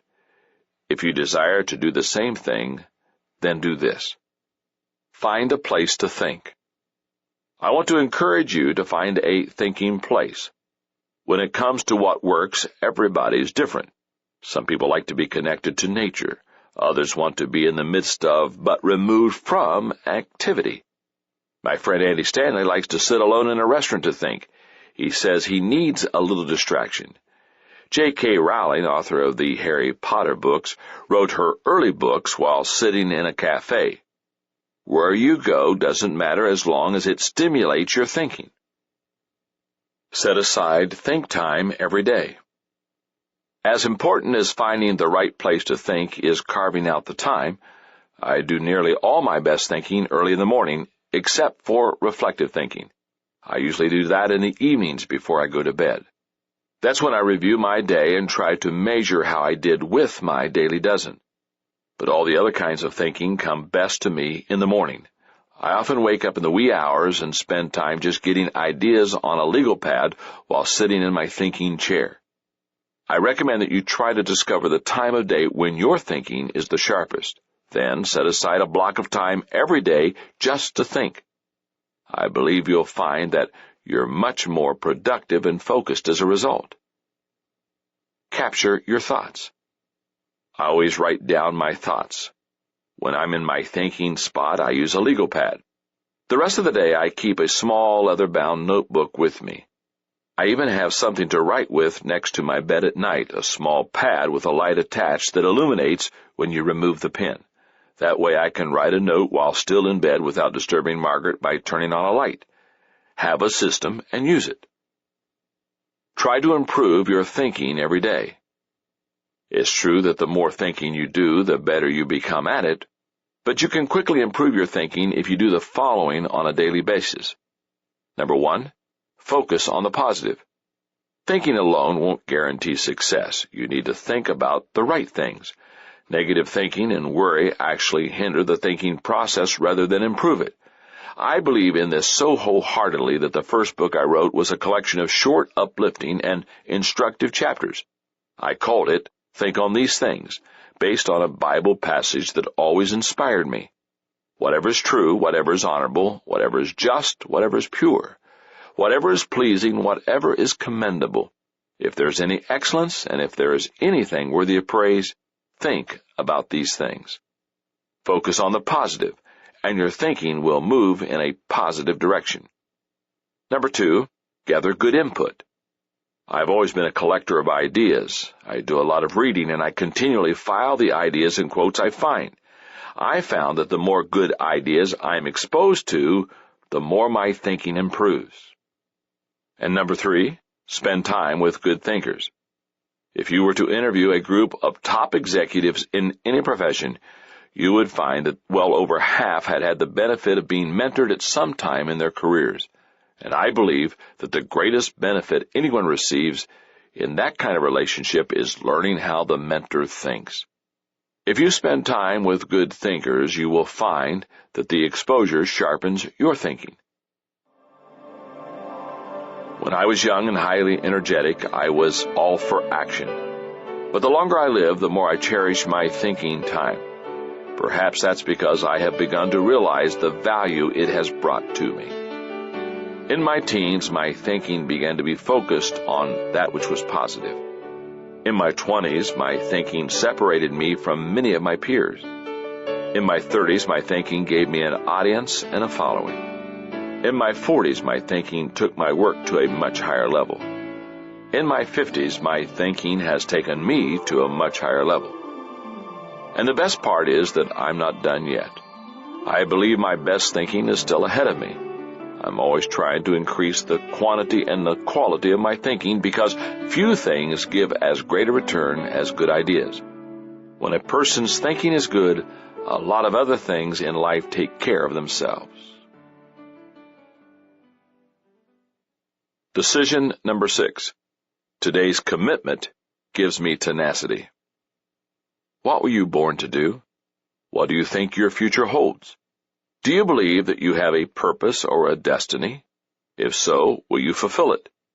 To become the person you have the potential to be, you will need great tenacity. That quality comes from commitment. Listen to these truths concerning commitment. Commitment can change your life. Think about a time in your life when you made a real commitment to do something differently. Didn't your life change as a result? It may have not turned out exactly as you expected, but it undoubtedly set you on a new course. If you want to change, you must embrace commitment. Your commitment will be tested every day. I think many people see commitment as an event, something that is done in a moment. They say, I do in a wedding ceremony. They shake hands to close a business deal. They buy a treadmill in order to exercise. But the commitment doesn't end with that decision. It's just getting started. And you better believe that any time you make a commitment to something, it will be tested. That happens in any number of ways. Experiencing failure. Perhaps the greatest challenge to commitment is failure. Olympic gold medalist Mary Lou Retton says, achieving that goal is a good feeling, but to get there, you have to also get through the failures. You've got to be able to pick yourself up and continue. Having to stand alone. When you want to accomplish something, people will try to distract you. They will challenge you. They may even try to get you to compromise your values. It may be unintentional. It may be because they're worried that if you grow, they will feel left behind. In those moments, you need to ask yourself, who am I trying to please? If you desire to please yourself by following through on your commitments to yourself, there will be times that you need to stand alone. Facing deep disappointment. Let's be honest, a lot of things can go wrong in life. How are you going to react in the face of those disappointments? Sportscaster Harry Kalas once introduced Philadelphia Phillies outfielder Gary Maddox by saying, Gary has turned his life around. He used to be depressed and miserable. Now he's miserable and depressed. That's not how you want to end up. I don't think I really understood the true value of commitment until 1976. I was the senior pastor of one of the fastest-growing churches in Ohio. and the success we were seeing necessitated a $1 million expansion on our facilities. But there was a problem. I was only 29 years old, and I had never led a major building program. Frankly, the task seemed impossible. But at the same time, the future of the church absolutely depended on its success. That's when I made a life decision concerning commitment. If something is worth doing, I will commit myself to carrying it through. Little did I realize how much that commitment would be tested. Each time we made a decision, more problems arose. For example, to accommodate growth, I need to improve my staff. That meant terminating some people who were very popular. And more than 200 people in the church, nearly 15%, left because they did not agree with the vision. If you desire to have greater tenacity to accomplish the things you desire, then make the decision to embrace commitment wholeheartedly in your life. Begin by doing the following. Count the cost. After the Nazis drove the British Army from the European continent at Dunkirk and obtained France's surrender in June of 1940, the Germans were certain that victory in Europe was at hand and that Great Britain would seek a peace agreement. France also believed that that was true. French General Maxwell told Charles de Gaulle, who was a colonel at the time, "When I've been beaten here, England won't wait a week before negotiating with the Reich." But the Germans and the French underestimated the commitment of Winston Churchill, who had become England's Prime Minister in May, and of the British people. Churchill knew what was at stake in the conflict, as evidenced by his remarks at the time. What General Wagen called the Battle of France is over. I expect that the Battle of Britain is about to begin. Upon this battle depends the survival of Christian civilization. Upon it depends our own British life. Hitler knows that he will have to break us in this island or lose the war. If we can stand up to him, all Europe may be free. But if we fail, then the whole world, including the United States, including all that we have known and cared for, will sink into the abyss of a new dark age. Let us therefore brace ourselves to our duties, and so bear ourselves that, if the British Empire and its Commonwealth last for 1,000 years, men will say, this was their finest hour. The war that England fought was long and bloody. They suffered terrible bombing from the Nazis, and for a long time they stood alone. But they stood. Their commitment was unwavering. And because they stood, the Allies won the war. I believe their resolve was strong not only because they knew what was at stake, but they also had a sense of what price they were being asked to pay. It can be very difficult to stand by a commitment naively made.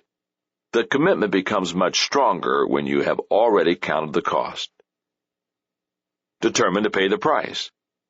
When I went off to college, I was determined to stay committed and focused on preparing for ministry. But I knew there would be a price. Many of my college friends got married while still in school, and some even had children. Margaret and I waited despite our shared desire to begin our married life. It was a difficult journey, and to this day I don't recommend engagements as long as ours. But our commitment paid off. A few weeks after we graduated, we got married, and we waited several years before having children. As a result, I was prepared when I entered the ministry, and I could focus on establishing my career during those important early years. Always strive for excellence. Anyone who desires to achieve and become successful must be like a fine craftsman, committed to excellence. A great craftsman wants you to inspect his work, to look closely at its finest details. In contrast, sloppy people hide their work, and if anyone finds fault with it, shoddy workers find fault with their tools. Which are you most like? Excellence means doing your very best in everything and every way. That kind of commitment will take you where half-hearted people will never go. After I made the decision to commit myself to the building program at my church, I knew that I would need to find a way to keep myself on track. So I determined to live out this discipline. Every day I will renew my commitment and think about the benefits that come from it. To do that, I carried a laminated card with me every day for 18 months. Here's what was written on it. The moment one definitely commits oneself, then providence moves too. All sorts of things occur to help one that would never otherwise have occurred. A whole stream of events issue from the decision, raising in one's favor all manner of unforeseen incidents and meetings and material assistance which no man would have dreamed would come his way.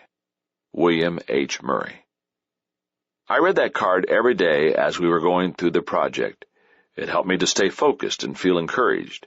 I thought, if I stay committed and do all I can, and then I ask God to make up the difference, we can achieve this. And we did. As you strive to keep your commitments daily, keep the following in mind. Expect commitment to be a struggle. When our children were young and living at home, Margaret and I decided one summer that we wanted to take them on a vacation that focused on how the United States was built as a nation. We started out in New York City. We went to Ellis Island, the long-time gateway into the country, and got a feel for the millions of immigrants who came to America with the dream of building a better life. We visited Philadelphia. We saw the room where our country became a nation with the signing of the Declaration of Independence. We viewed the Liberty Bell, and we visited the graves of the brave men who signed the Declaration of Independence. After that, we traveled south to Williamsburg, Virginia, the home of Patrick Henry, who declared, "Give me liberty or give me death." And we ended the trip in Washington, D.C. As we looked up at the towering Washington Monument, we were reminded of the United States struggle to become a nation. As we gazed at the huge statue of Lincoln at his memorial, we recalled the struggle we had endured to remain a nation. Everywhere we went, we were confronted with the commitment of men and women who founded and preserved our country. We learned about the risks they took, the battles they fought, the sacrifices they made. The greatest honors were reserved for those who endured the greatest struggles. The stakes were high, but so were the rewards. We still enjoy the freedom they won for us. That trip taught a great lesson to our family. Anything worth having is going to be a struggle. Commitment doesn't come easy, but when you're fighting for something you believe in, the struggle is worth it. Focus on choices, not conditions. In general, people approach daily commitment in one of two ways. They focus on the external or the internal. Those who focus on the external expect conditions to determine whether they keep their commitments. Because conditions are transitory, their commitment level changes like the wind. In contrast, people who base their actions on the internal focus on their choices. Each choice is a crossroad, one that will either confirm or compromise their commitments.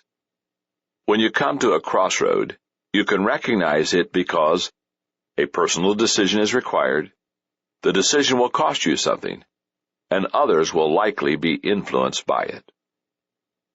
Do what's right even when you don't feel like it. Thomas A. Buckner said, "To bring oneself to a frame of mind and to the proper energy to accomplish things that require plain hard work continuously is the one big battle that everyone has. When this battle is won for all time, then everything is easy." One of the things I admire about great athletes is their understanding of this truth. That's one of the reasons I enjoy watching the Olympics. When the Olympic athletes come into the stadium during the opening ceremonies and prepare to participate in the games, one of the things they do is recite the following: "I have prepared. I have followed the rules. I will not quit." Anyone who can say that with integrity can be proud of him or herself, no matter what happens afterward. I believe my commitment continues to be a key to life. That's true in my marriage, my career, my spiritual life. There's not an area that it doesn't touch. 28 years after settling the commitment issue in my life, I look back and realize the importance of that decision. In my 20s, my commitment made up for my inexperience. In my 30s, my commitment motivated many to follow my leadership. In my 40s, my commitment kept me going during my most difficult leadership years. And in my 50s, my commitment has pushed me out of my comfort zone and into my productivity zone. Recently, I read a story that exemplifies commitment. In 1999, the New York Times began awarding college scholarships in a program open to New York high school seniors. The stated goal was to support the aspirations of students who hope to build on their achievements in college and to make significant contributions to society. The administrators of the program wanted especially to help students who had succeeded despite the odds. When the names and stories of the first recipients were announced, there were many great success stories. But one in particular stood out: the story of Liz Murray. Liz grew up in the Bronx, the child of two parents who were alcoholics and IV drug users. She says her parents always loved her, but they neglected her because of their preoccupation with drugs. Once she woke up to find that they had sold her sister's winter coat to get money for a fix. So to keep herself and her sister fed, she worked from the time she was 9 years old. She offered to pump gas at self-service gas stations and bag groceries at stores for tips. It wasn't until Liz was in junior high school that she realized most kids didn't have parents who shot up cocaine in the living room. That was around the same time her mother's AIDS, which had been diagnosed a few years earlier, became acute. Liz wasn't going to school much by then. A lot of her time she tried to take care of her mother, who was also schizophrenic. The rest of her time she spent on the street and with friends. When Liz was 15, her mother died, and Liz became homeless. Ironically, that experience had a positive impact on her. When she saw her mother buried in a pauper's grave, Liz had a realization, and that brought her to a decision. She says, "I connected the lifestyles that I had witnessed every day with how my mother ended up, and if there was anything that I could do about it, that would not happen to me. So I wanted to get back into school, but mind you, I was homeless. Her circumstances were dire, but she committed herself to the task. First, she found a summer job. Her employer and co-workers never knew that she was homeless. Her pay was based entirely on commission, and she excelled. That helped her scrape together enough money to survive. Then she got herself accepted at Humanities Preparatory Academy, a public high school in Manhattan. To make up for lost time, she did 4 years of coursework in 2 years by taking 10 classes at a time. By day she went to school, by night she studied in the stairwells, and often rode subway trains until morning. She set her sights high. She had visited Harvard on a school trip. She decided to apply there and to apply for the New York Times scholarship. Since her mother's death, she had gained tenacity and focus. Her death showed me how short life is, said Liz, something I remind myself of dozens of times a day. Thinking of this, it's easy to prioritize in any difficult situation. It's always the people I care about that matter, and also working to bring out all the potential inside of me is a way of loving the people close to me the best I can. The interviews for Harvard and the scholarship fell on the same day. On that day, she also had an appointment at a welfare office to keep her meager benefits coming. As she waited in line, she saw her opportunity to get to the interviews ticking away. In frustration, she asked if she could be bumped to the front of the line because of her interview with Harvard. She was told, "Right, and the lady in front of you has an interview with Yale. Sit down." She walked away from her benefits and chose to go to the interviews. In the end, she made her interviews and her grades. She was awarded a yearly $12,000 scholarship, and she was accepted at Harvard. She has since transferred to Columbia. She says it's a better fit for her and she can be closer to her father. Her story has been picked up by news programs. Lifetime made it into a movie, and she's currently writing it in a book format. She inspires everyone she meets.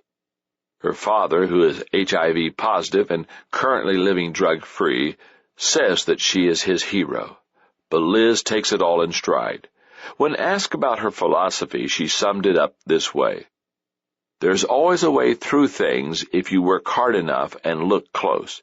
It all depends on your level of determination." Hard work and determination. That sounds like a good description of commitment. Decision number 7. Today's finances give me options. O. Donald Olson quips that the average American is busy buying things he doesn't want with money he doesn't have to impress people he doesn't like. There isn't an aspect of life that financial matters don't touch. And when people don't handle finances well day to day, it causes huge problems. Take a look at 3 simple truths about finances. Number 1, money won't make you happy. Even though most people would say they agree with the saying, money won't buy happiness, they sometimes act as if they think it's true. Why else would they make money such a high priority or compromise their values to get it?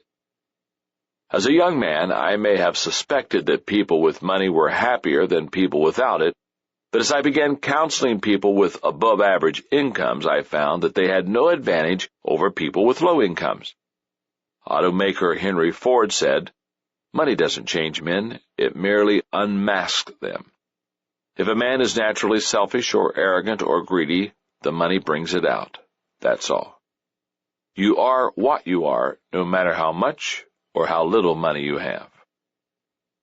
Number 2, debt will make you unhappy. Having money may not make people happy, but owing money is sure to make them miserable. Novelist Samuel Butler, who satirized the Victorian life in England, wrote, "All progress is based upon a universal innate desire on the part of every living organism to live beyond its income. Yet the truth is that if your outgo exceeds your income, then your upkeep will be your downfall." Number 3, having a financial margin gives you options. The bottom line is that money is nothing but a tool. It is good for helping one achieve goals, but the goal of getting money for its own sake is ultimately hollow. If you have very little money, you have fewer choices. If you want to live where it's most convenient to your job, you may not be able to if you lack money. You may not be able to send your children to the school you want. You may not be able to afford a reliable car. You may not be able to take off time from work to see your children's ball games or recitals. You may not be able to switch careers to something you love. You may live every month from paycheck to paycheck. And you may not be able to stop working when you're 65, 70, or even older.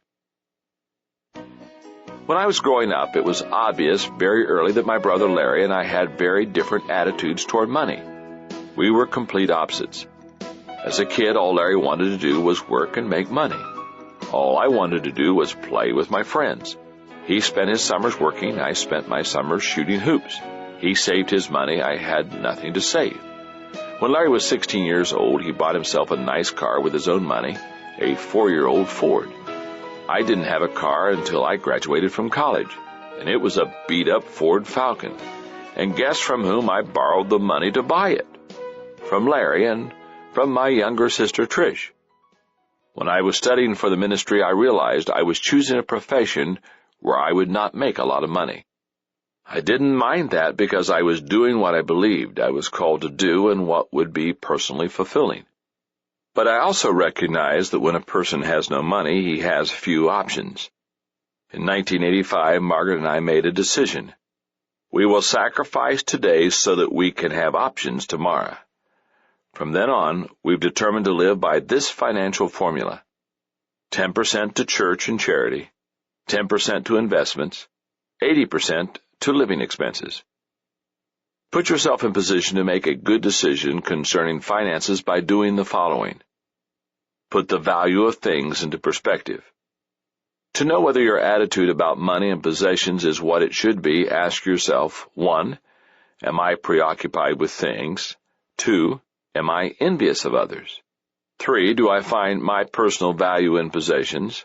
4, do I believe that money will make me happy? And 5, do I continually want more? If you answered yes to one or more of these questions, you need to do some soul searching. Materialism is a mindset. There's nothing wrong with possessing money or nice things. Likewise, there's nothing wrong with living modestly. Materialism is not about possession, it's an obsession. I've known materialistic people with no money and non-materialistic people who possess lots of money. Haven't you? Recognize your season of life. Every phase of life isn't the same, nor should we try to make it that way. Ideally, a person's life should follow a pattern where the main focus goes from learning to earning to returning. Here's what I mean about each phase. Learn. When you're young, your focus should be on exploring your talents, discovering your purpose, and learning your trade. Earn. If you're on track with your purpose, you've learned your trade well, and you practice it with excellence. The hope is that you will be able to earn a good living. Return. We should always try to be generous no matter our age, but if you've worked hard and planned well, you may enter a phase of life that is most rewarding, where you can focus on giving back to others.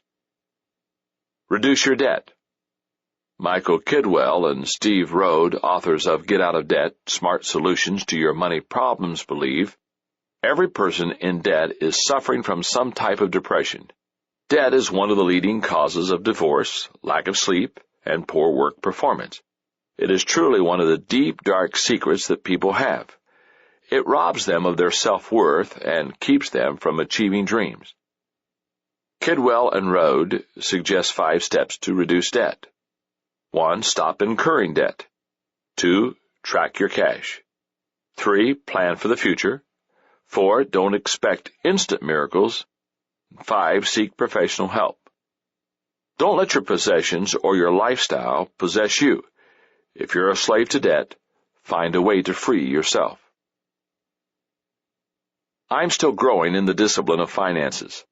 I settled my personal financial issue years ago with 10-10-80. But it's been only in the last decade that I have learned to be better at finances in business. I used to focus on the vision of the organization, hire the best leaders I could find to join me in achieving it, and then lead to the best of my ability.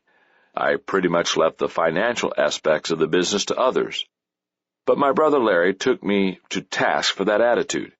He told me that I had no right to neglect business finances just because it wasn't an area of strength or passion for me. So now, at home and in business, I maintain this discipline. Every day I will focus on my financial game plan so that each day I will have more, not fewer options. The earlier you make the decision and practice the discipline of sound financial management, the more options you will have. To help you approach your finances every day with the right attitude, do the following. Number 1, become a good earner. To become a good financial manager, you must first have something to manage. That's why I believe the first discipline of finances is to maximize your earning potential. By that I don't mean to neglect the other important areas of life in order to make a buck, nor am I suggesting that your focus should always be on money.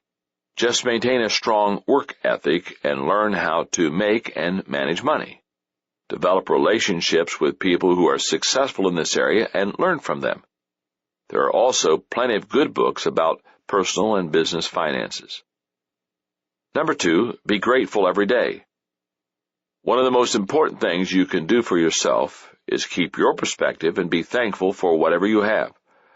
Poet Rudyard Kipling once told his audience while speaking at a graduation ceremony, "Do not pay too much attention to fame, power, or money. Someday you will meet a person who cares for none of these, and then you will know how poor you are." Number 3, don't compare yourself to others. If you see your neighbors buying new furnishings for their homes, taking elaborate vacations, and driving a new vehicle every year, does something stir inside you to do the same? Just because someone appears to be in similar circumstances to you doesn't mean anything.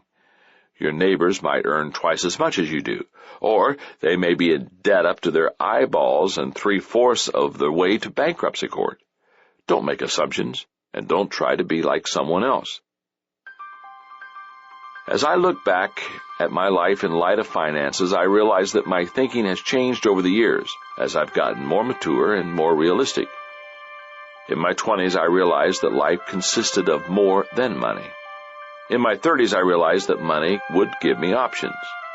In my 40s, I realized that I needed to pay now in order to play later. In my 50s, I realized that the greatest joy in making money is the privilege of giving it away.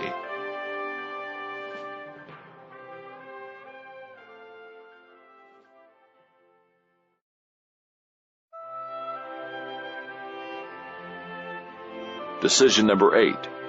Today's faith gives me peace. Knowing my background, you're probably not surprised that faith is one of my daily dozen. My faith is the most important thing in my life, but I'm very sensitive to the fact that others may have a very different point of view, and I never push my faith on anyone. I want to be sensitive to your views concerning faith. Therefore, I will share with you my personal spiritual journey with the hope that it will encourage you to explore this aspect of your own life. I sincerely believe that faith holds the key to life's meaning. Consider a few of the things faith does. Faith gives me a divine perspective today. There are a lot of things in life that are difficult to understand. Faith allows the soul to go beyond what the eyes can see, or, to put it another way, as author Philip Yancey says, faith is trusting in advance what will only make sense in reverse. If you're a parent, then you already understand how this works. When children are small, they ask a lot of questions. Sometimes we tell them something, and their life experience doesn't provide them with what they need to grasp it. It's like trying to explain to a 3-year-old that if he falls into a swimming pool when no one is around, he'll drown.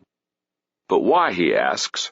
How do you know? You try to explain, but at some point all you can say is, you just have to trust me on this. Faith gives me health today. Years ago, I read about a study from Purdue University that found people who practice their religion regularly develop only half as many medical problems as non-believers. The researchers concluded that religion kept people stressed down and their sense of well-being up because their faith added meaning and perspective as well as valuable social networks. Faith gives me strength for today. A strong faith of any kind gives a person strength. Few things can help a person overcome adversity the way that faith can. S.G. Holland, former Prime Minister of New Zealand, asserted that faith draws the poison from every grief, takes the sting from every loss, and quenches the fire of every pain, and only faith can do it. Faith gives a person power. I grew up in a household filled with faith. My father, Melvin, became a pastor as a young man and remains in ministry to this day at age 83. I heard words of faith from him and my mother, Laura, every day growing up. But you can't live on someone else's faith. There are no spiritual grandchildren. Each person must make his own decision and act on it with integrity. At age 17, I made my faith decision. I will accept God's gift of His Son, Jesus Christ, as my Savior. That decision, more than any other, has shaped my life. It has forged my worldview. Recognition of God's love for everyone has influenced how I view others. The Golden Rule has taught me how to treat people. God's love for me has given me great self-worth. And the Bible has taught me how to lead people. Whenever I am asked to sign a copy of the Maxwell Leadership Bible, the edition that contains leadership notes from my 30 years of studying leadership in Scripture, I write, "Everything I know about leadership, I learned from this book." If you desire to make an honest exploration of faith, then know this. We already have faith.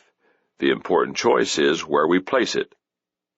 Author John Bisagno observed, "Faith is at the heart of life. You go to a doctor whose name you cannot pronounce. He gives you a prescription you cannot read.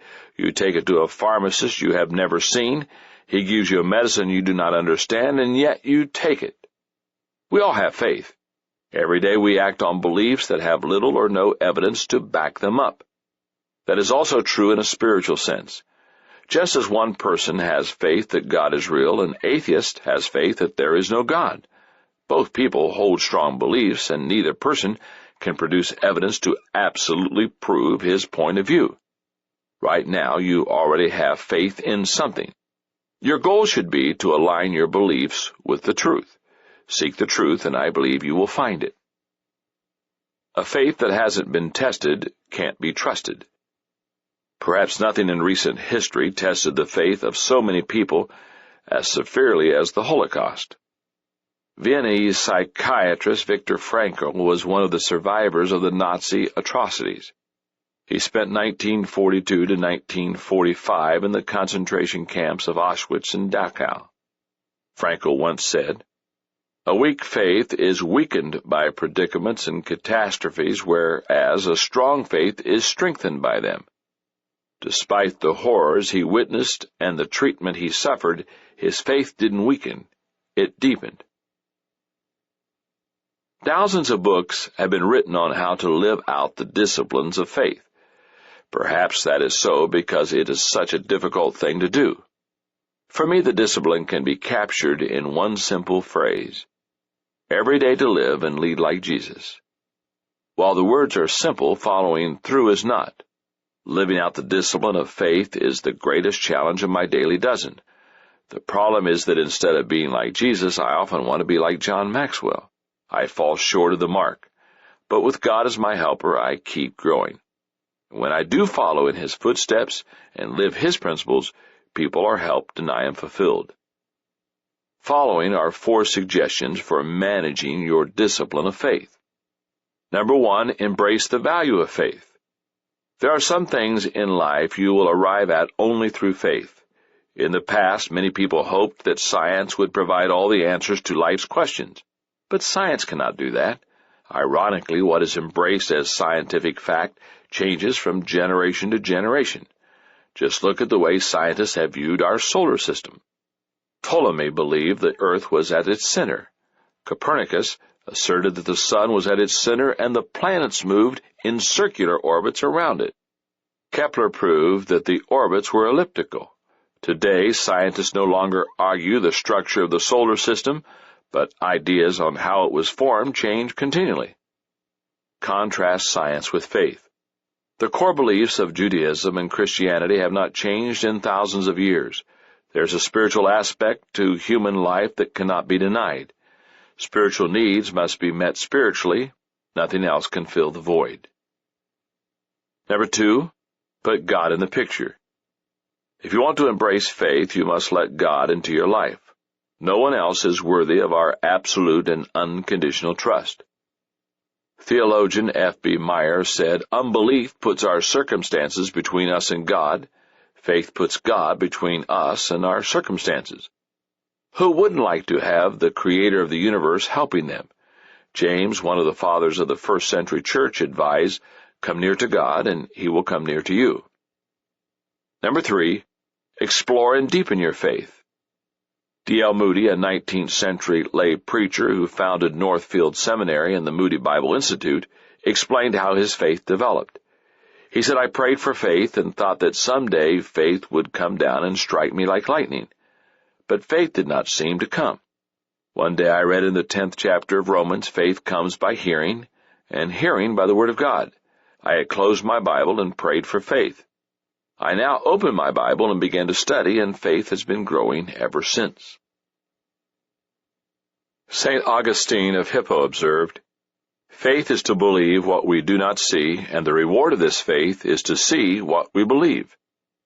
When I made my faith decision back in 1964, I knew at the time I was doing the right thing for myself spiritually. But I didn't know that I would see what I believe play out so dramatically in my life. In my teens, my faith gave me assurance of eternal salvation. In my 20s, my faith gave me meaning and fulfillment. In my 30s, my faith gave me a platform to help others. In my 40s, my faith gave me a foundation for my leadership. And in my 50s, my faith gave me a peace that cannot be given by others or taken away by them. I cannot imagine how my life would have played out without my faith at the center of it. Ever since he was a kid, Rick Husband wanted to be an astronaut. He remembered seeing his first space launch at age 4, and he was fascinated by the Gemini and the Apollo missions. Patty Reagan, a friend whose family had been close to the Husbands for 3 generations, said, "Rick wanted to be an astronaut from the time he was in the 4th grade, and he did everything he needed to do that." When Husband went off to college at Texas Tech, He studied mechanical engineering and became a member of the Air Force ROTC. He completed undergraduate pilot training and then began his career as an F-4 fighter pilot in the Air Force. Before long, he became a flight instructor and then a test pilot. As a program manager, he helped work on an increased performance engine. He became an F-15 demonstration pilot, and he participated in a pilot exchange program with the RAF. In all, he had logged more than 3,800 hours of flight time in more than 40 different kinds of aircraft. He was among the best of the best. Along the way, not only did he earn his master's degree in mechanical engineering from Cal State Fresno, but he also got married and had 2 children. He was respected not only for his skill in his career, but also for his faith and his devotion as a husband and a father. In December of 1994, husband finally realized his dream of becoming an astronaut and began training a few months later. In 1999, he went into space for the first time as pilot of the Space Shuttle Discovery, and he loved it. One of the most enjoyable things about flying in space is getting to see God's creation from a different perspective, said husband. There are just so many different beautiful aspects of the views you get to see out there that it is an awe-inspiring sight, almost no matter in which direction you're looking. Husband's next trip into space was aboard the Columbia, and this time he commanded the mission. As usual, his family watched the launch in Florida. That was always the most nerve-wracking time. When Rick's wife, Evelyn, described it, she said that the worst is in the first couple of minutes because of the Challenger. When I saw the rocket boosters come off, that pretty much does it for me because I feel like we're home free. Little did anyone suspect that the real danger would be when Columbia was making its final descent to land at Kennedy Space Center. On February 1, 2003, at about 9 a.m., the Space Shuttle Columbia disintegrated over the Dallas-Fort Worth area, just a few hundred miles from where Rick's husband grew up. The entire crew of 7 was lost. Just 2 days after the tragedy, Evelyn's husband was interviewed by Katie Couric on the Today Show. She was remarkably composed. She talked about how the families of all Columbia's astronauts had come together to comfort one another, how they were grieving together, and how supportive NASA had been. She expressed her desire that space exploration continue. And she also explained how she was making it through a difficult time. When Rick autographed pictures for people, he always put a Bible verse on it that was Proverbs 3:5-6, which says, "Trust in the Lord with all your heart and do not lean on your own understanding. In all your ways acknowledge Him, and He will make your path straight." And that verse has been a blessing to me and Rick, and now it's a tremendous blessing to me because I don't understand any of this, but I do trust the Lord, and so that's been a tremendous comfort. If you desire to have the kind of peace that Evelyn's husband has and the assurance that she and Rick enjoyed, then make a faith decision and learn to deepen and live out your faith daily. Decision number 9. Today's relationships give me fulfillment. Think back to the most important experiences of your life, the highest highs, the greatest victories, the most daunting obstacles overcome. How many happened to you alone? I'll bet there are very few. When you understand that being connected to others is one of life's greatest joys, you realize that life's best comes when you initiate and invest in solid relationships. You'll enjoy life more if you like people. Of the people you know, which seem to have the most fun in life? Think about them a moment. Would you describe them as negative, suspicious, surly, and antisocial? Of course not. When have you known someone with those characteristics who loved life and had a lot of fun? The Scrooges of life don't enjoy much of anything. On the other hand, people who love people usually have a ball. If you like people, then no matter where you go, you'll meet a friend. You'll get farther in life if people like you. Consultant John Luther observes, natural talent, intelligence, a wonderful education, none of these guarantees success. Something else is needed. The sensitivity to understand what other people want and the willingness to give it to them. Worldly success depends on pleasing others. No one is going to win fame, recognition, or advancement just because he or she thinks it's deserved. Someone else has to think so too. There's an old saying in sales: all things being equal, the likable person wins. But all things not being equal, the likable person still wins. There's no substitute for relational skill when it comes to getting ahead in any aspect of life. People are any organization's most appreciable asset. There are plenty of personal reasons to cultivate positive relationships, but there are also other practical ones. Any organization that succeeds does so because of its people. It doesn't matter whether it's a business, sports team, church, or society.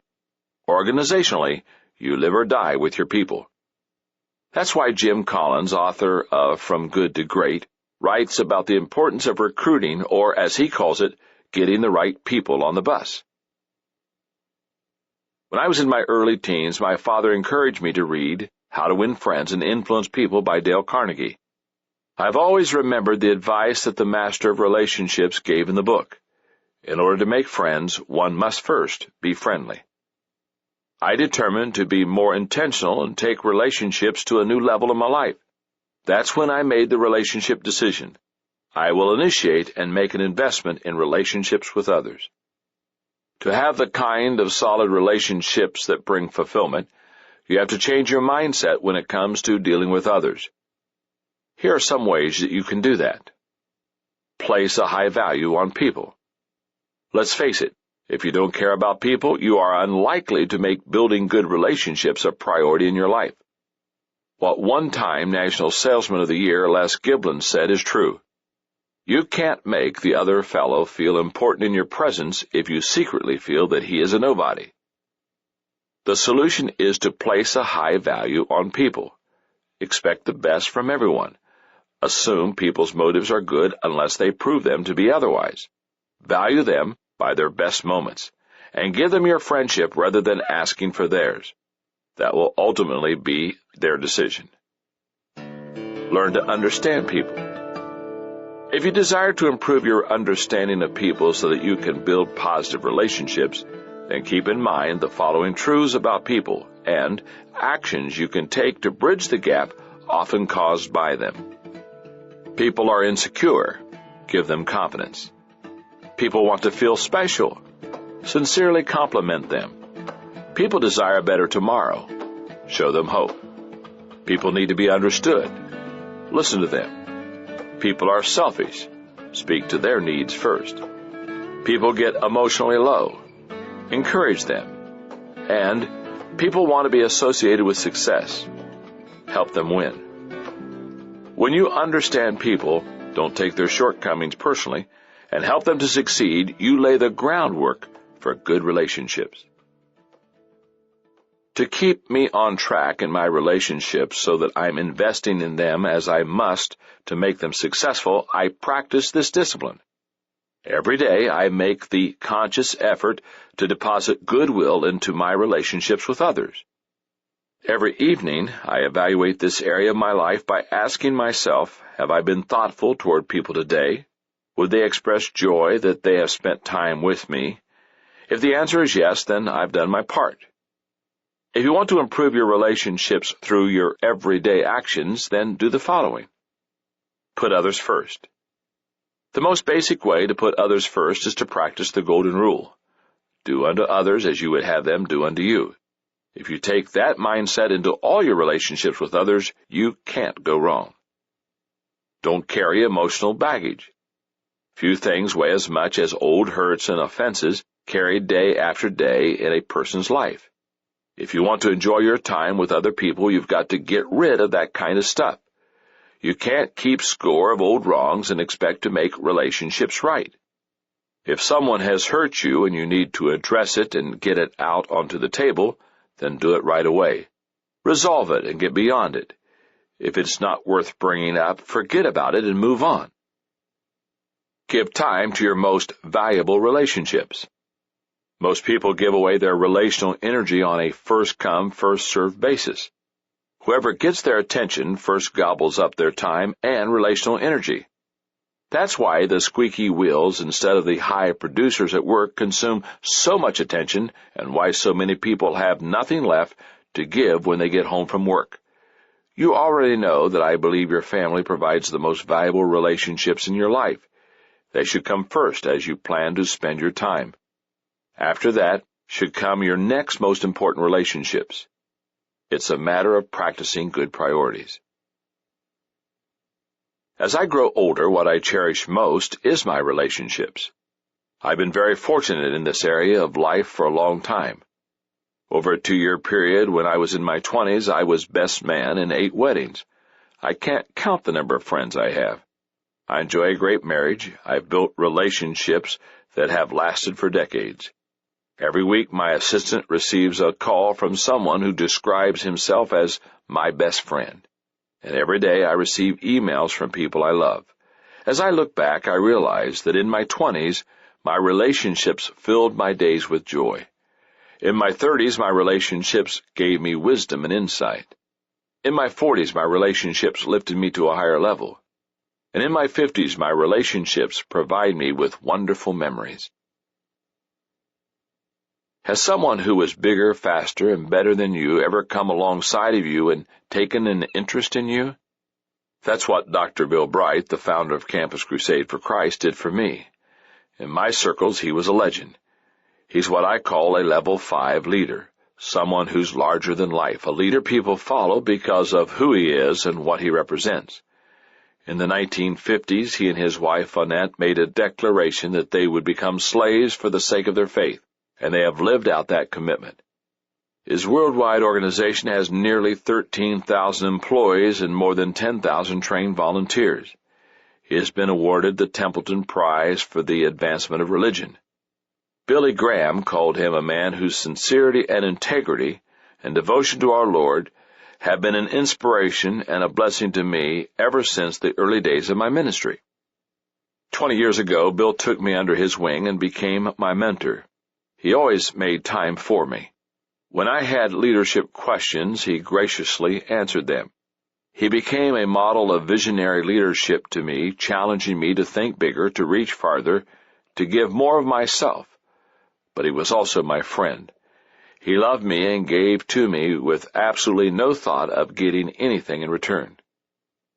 In 2001, I had the privilege of honoring Bill Bright at one of our conferences with the Catalyst Award for Lifetime Achievement for being a leader, pioneer, mentor, and friend of leaders for 50 years. He was very gracious when he accepted it. He received so many awards over the decades that it probably didn't mean much to him. But it was a big deal to me, especially since I knew he was dying. During the ceremony, I read a letter that I had composed and delivered to Bill after I received word that he was diagnosed with pulmonary fibrosis. I remember writing it on a plane and just weeping, and I was embarrassed when the flight attendant asked me if I was okay. I wanted to let Bill know how much he meant to me. In part, the letter said, "Bill, the greatest deposit you have made in my life is your personal interest in me. Often you have said with affection, 'My dear John.' Each time those words have touched my heart. It was your belief in me that placed me on a program of a conference in 1983. And as I sat beside Lloyd Ogilvy, Ray Steadman, Chuck Swindoll, John Stott, Chuck Colson, and you, I realized this 37-year-old kid was way over his head. Why would you pick me out of a crowd of leaders in South Korea and ask me to ride in your car in the motorcade? You honored me when I was asked to speak at your international conference. You lifted me to a higher level when you wrote a chapter in my prayer partner book. Over the years, I've benefited from your notes, phone calls, and personal encouragement. But my greatest moment with you was after lunch we shared together in the late 80s, when I felt the load of leadership and you asked me to kneel beside you. That day, as I knelt beside you, you laid hands on me and you prayed for God to strengthen me. We embraced, and God did answer your prayer. In March of 2003, I was surprised by a note I received from Bill. In it, he invited me to take his place as chairman of Global Pastors Network, an organization he founded to equip leaders around the world. He said, "I would like to bestow upon you a worldwide mantle of leadership to touch and train more than 10 million pastors in the next 10 years. My desire is that God would catapult you further than you have ever dreamed possible in your lifetime. It was a great privilege. Not only was He giving me an opportunity to make a difference in the lives of so many people, but He was giving me a chance to give back for all that He had given to me. On July 19, 2003, Bill Bright died. I am grateful that I got to see him 6 days before he passed away to say goodbye. I'll miss him. But with his passing, the overwhelming emotion I feel isn't sadness, it's fulfillment. The relationship I had with him is one of the great joys of my life. And I think back to the words of my psychology professor, Dr. David Van Hoos, from 4 decades ago, who said, "If you have one true friend in life, you are very fortunate." I know I am fortunate indeed. Decision number 10. Today's generosity gives me significance. If your income doubled overnight, how much money would you give away? How about if your net worth were suddenly over $100 million? What if you became the richest person in the world? How generous do you think you would be? Don't you have the right to keep whatever money you earn, or inherit for that matter? Of course you do. But what you have the right to do isn't the point. What would it be best for you to do? Why should we be generous? I believe there are many reasons, but here are just 3. Number 1, giving turns your focus outward. No one likes to be around people who think only of themselves. In contrast, nearly everyone enjoys being around people who are giving. Biographer and literary critic Van Wyck Brooks stated, "How delightful is the company of generous people, who overlook trifles and keep their minds instinctively fixed on whatever is good and positive in the world around them. People of small caliber are always caring. They are bent on showing their own superiority, their knowledge or prowess or good breeding. But magnanimous people have no vanity, they have no jealousy, they have no reserves, and they feed on the true and the solid, wherever they find it. And what is more, they find it everywhere." Number 2, giving adds value to others. One of the most significant things a person can do while on this earth is help others. In this life, the measure of a person isn't the number of people who serve him or the amount of money he amasses, it's how many people he serves. The greater your giving, the greater your living. U.S. President Woodrow Wilson said it this way, "You are not here merely to make a living. You are here in order to enable the world to live more amply, with greater vision, with a finer spirit of home and achievement. You are here to enrich the world, and you impoverish yourself if you forget the errand. No one stands taller in the climb to success than when he bends over to help someone else up." Number 3, giving helps the giver. Doesn't it make you feel good when you do something for another person? Don't you feel especially rewarded when the person's need is acute? Ruth Smelser said, "You have not lived a perfect day, even though you have earned your money, unless you have done something for someone who will never be able to repay you. That's one of the reasons many people rush to help when tragedy strikes. When people suffer because of earthquakes, famine, hurricanes, or war, givers are moved to help, and they never expect to receive anything in return." When my wife Margaret and I started our life together, in the weeks after our wedding, we moved to Hillham, Indiana, where I took my first job. The church that hired me was able to pay only $80 a week, so Margaret worked several jobs to help us make ends meet. Those days were very difficult for us financially, yet they were still filled with great joy. At that time, my brother Larry was tasting early success in the business world and was doing very well financially. Larry and his wife Anita saw that we were struggling, and for those first few years they were very generous to us. The only vacations we had were ones they invited us on and paid for. All my good clothes were the result of their generosity. Larry paid my expenses as I worked on a business degree. We will always be grateful to them. As I look back on those days, 3 thoughts are clear to me.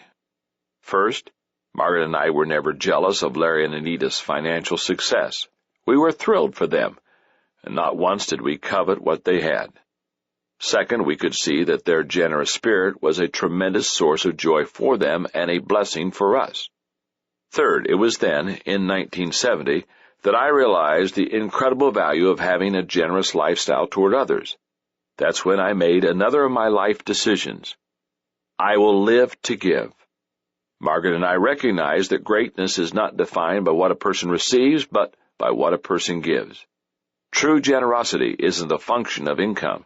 It begins with the heart. It's about serving others and looking for ways to add value to them. That's the way to achieve significance in your life. If you desire to become generous and make generosity part of your daily life, then do the following. Give others your money. The way people handle money colors their attitude about many other aspects of their lives. Wherever your money is, that's where your attention goes. Haven't you found that to be true? If you invest heavily in the stock market, you probably check the financial page or your earnings statements frequently. If you spend a large amount of money on a house, you probably spend a lot of time and effort taking care of it. If you give a lot of money to a church or favorite charity, you care how the money is used and whether the organization succeeds. Give others yourself. What do people often value more than your money? The answer is your time and attention. Think about it. What takes greater effort, writing a check or giving your time? What shows the greater level of commitment? My friend Larry Burkett said, "Where there is no giving, there is no commitment." A child desires to have a parent's undivided attention more than anything else. Even sharp employees with great potential understand that a good mentor is more valuable than a mere monetary reward. Money may buy stuff, but a good mentor buys a better future. When you give the gift of yourself, you are being as generous as you can be. It's very easy to live only for yourself. In fact, that may be every person's natural bent. I know it's mine, but we can take another path, to be generous. My desire is to be the kind of person I would like to be around. To help with that, I practice this discipline, reminding myself every day I will add value to others. How do you do it? Here's how to start. Value people. This means treating everyone with respect. Know what people value. This means listening and seeking to understand others. Make myself more valuable. This means growing in order to give because I cannot give what I do not possess. And finally, do things that God values. Since He unconditionally loves people, so must I. I have a lot to be thankful for. As I look back and think about the idea of generosity, this is the pattern that emerges. In my 20s, generosity was modeled for me by my brother and many others. In my 30s, generosity became a priority in my life. In my 40s, generosity became a joy in my life. In my 50s, my generosity has begun to return to me tenfold. Margaret and I have tried to be generous for the last 30-plus years, and we have endeavored to plan our lives so that we can continue to be generous. What we do for ourselves alone dies with us, but what we do for others and the world remains and is immortal. Decision number 11. Today's values give me direction. While I was preparing to write this section, two notable things happened. Sam Waxel, former CEO of Imclone, who had pleaded guilty to securities fraud, bank fraud, conspiracy to obstruct justice, and perjury, was sentenced to more than 7 years in prison and ordered to pay nearly $4.3 million in fines and back taxes. The other notable thing was that Martha Stewart, founder of Martha Stewart Living Omni Media, and a friend of Waxel, was indicted on charges of securities fraud, obstruction of justice, conspiracy, and making false statements to prosecutors and the FBI. Unless you've had your head in the sand since the beginning of the new millennium, you've grown sick of hearing such stories. Enron admits to inflating its income figures by $586 million over a few years and files Chapter 11 bankruptcy. WorldCom admits to overstating profits by $7.1 billion, costing 17,000 workers their jobs, and costing the company's stock 75% of its value. News breaks of the Catholic churches covering up improprieties by some priest. The list goes on and on. Every story reflects the incredible damage that can be done when individuals lose direction after failing to embrace and practice good values daily. George H. Loemer, one-time editor of the Saturday Evening Post, said, "Back of every life there are principles that have fashioned it. Those principles that guide your life are your values. After all, a person's core values are nothing more than principles that he or she has internalized. And those core values are critical to success because they function as, number one, an anchor. People without values are adrift on the ocean of life. When the waves come crashing down, they have no place to rest. Any big storm can threaten to put them under. Any current is liable to take them places they don't want to go. However, when you have strong values, you have something that holds you steady, even when the weather gets nasty. Number two, a faithful friend. Because your core values are the deeply held beliefs that authentically describe your soul, they become a companion to you throughout your life. They can be very reassuring. U.S. President Abraham Lincoln said, "When I lay down the reins of this administration, I want to have one friend left, and that friend is inside myself." Number three, your North Star. Once you have thoroughly examined your values and articulated them, you will be able to steer your life by them.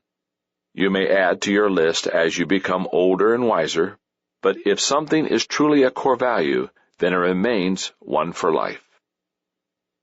Over the years, I've taught a lot of lessons on values to leaders because values are critical to any kind of success.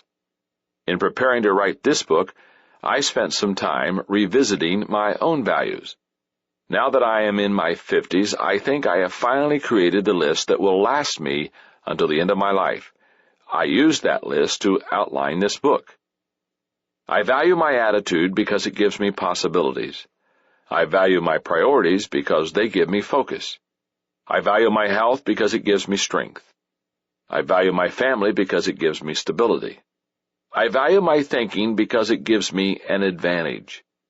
I value my commitment because it gives me tenacity. I value my finances because they give me options. I value my faith because it gives me peace. I value my relationships because they give me fulfillment. I value my generosity because it gives me significance. I value my values because they give me direction, and I value my growth because it gives me potential. With the guidance of those 12 values, I hope to fulfill the purpose of my life, which centers on three main areas. Number one, my family. To live a credible life so that my values are accepted by my family. Number two, my work. To influence as many people as possible in the shortest amount of time. And three, myself. To die with the satisfaction that I have served God, others, and my family. I grew up in a home where great values were taught and lived out, but I didn't make a conscious decision to embrace good values and live them out until 1970 when I was 23 years old. That year I read Spiritual Leadership by J. Oswald Sanders. It changed my life. It made me realize that I was not leading according to my values, and it gave me the courage to do the right thing even if it wasn't popular. I made the decision. I will lead others based on the values I embrace. I still have my copy of Spiritual Leadership because it marked me. Inside the back cover, I wrote 3 commitments that would shape the rest of my life. The book challenged me to, number 1, be God's man. No matter where my work takes me, I desire to be in the center of God's will. 2, to develop my potential to the best of my ability. I will never allow myself to be lazy, indifferent, or non-committal concerning spiritually lost people. And number 3, to be a true spiritual leader. God is my idol, Jesus is my pattern, and the Bible provides my direction. I will not, with God's help, be poured into another man's mold or teach what I do not believe. Comedian Fred Allen said, "You only live once, but if you work it right, once is enough." How can people work it right? by knowing their values and living by them every day. Do that and you will have few regrets at the end of your life. Here are some suggestions to help you get started. Managing your life according to your values isn't easy. Why? Because your values will be tested daily by those who do not embrace them. Negative people may discount you when you display a positive attitude. People without families may not understand your devotion to your family. Unteachable people won't understand your dedication to personal growth.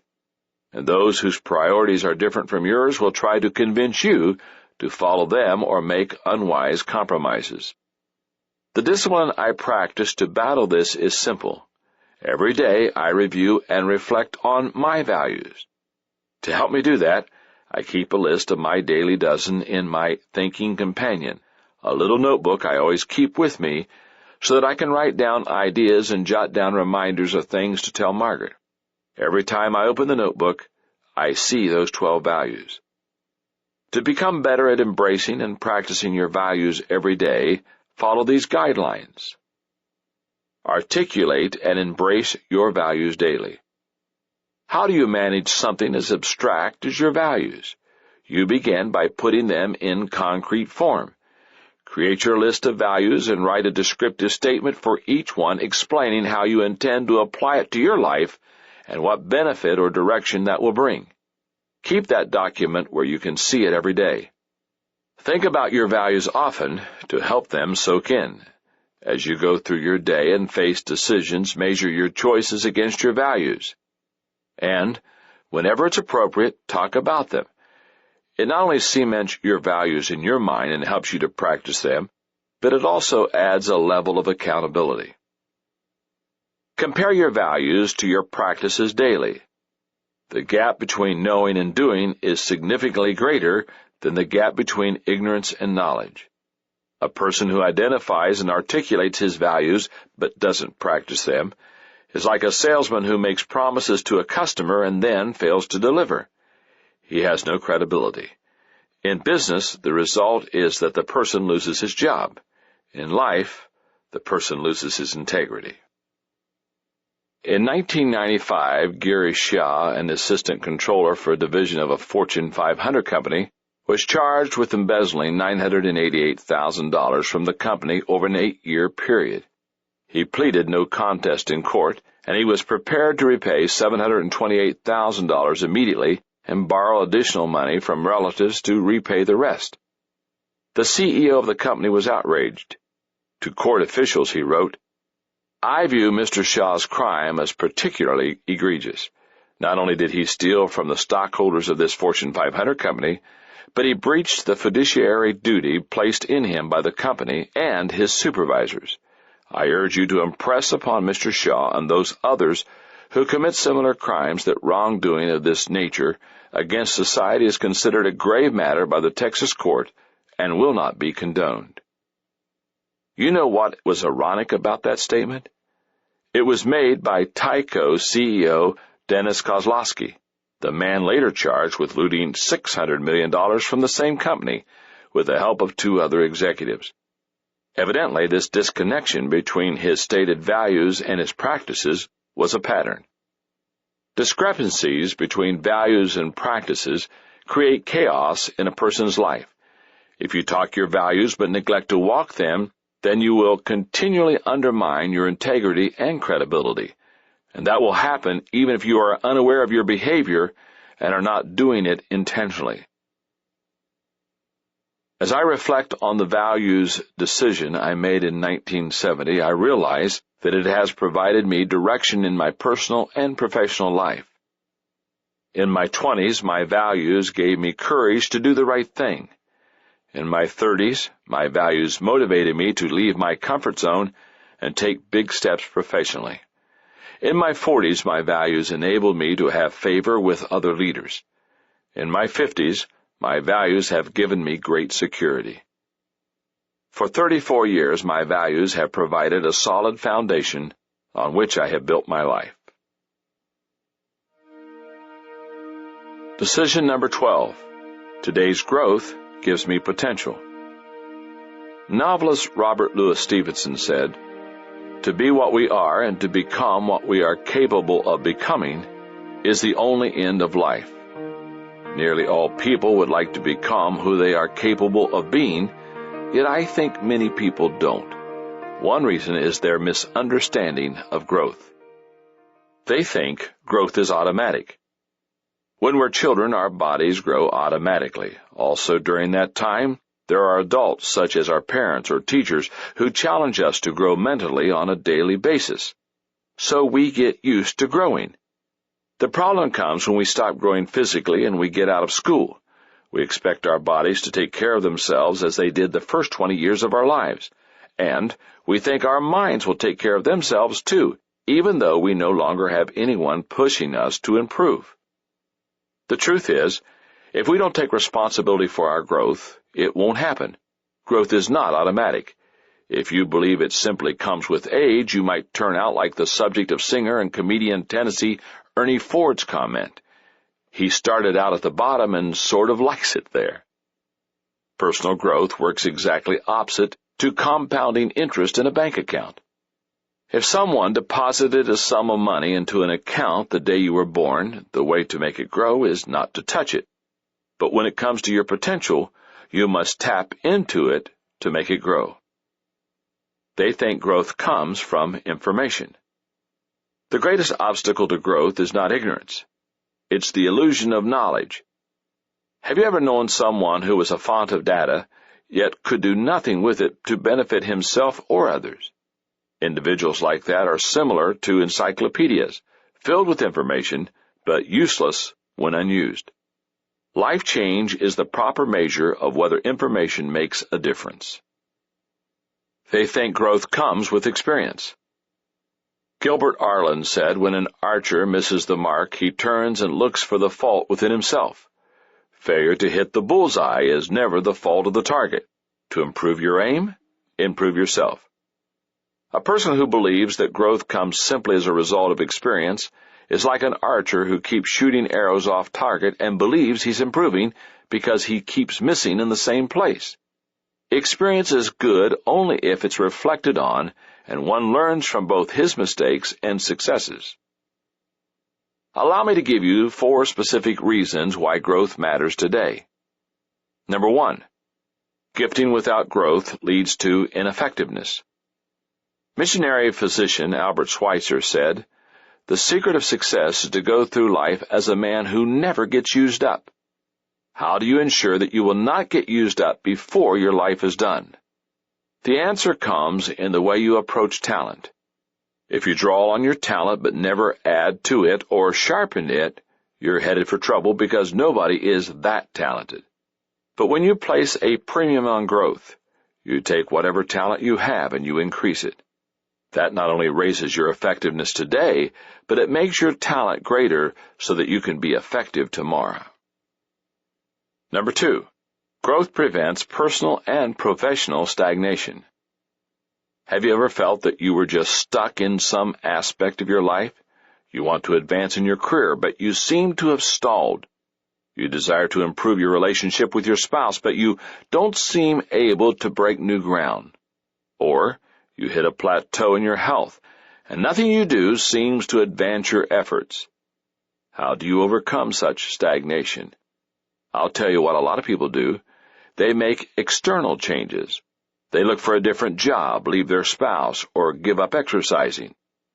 The better solution is to pursue internal changes. You become better equipped to face career challenges. You discover new ways to relate to your spouse. You find ways to improve your eating or maximize your exercise.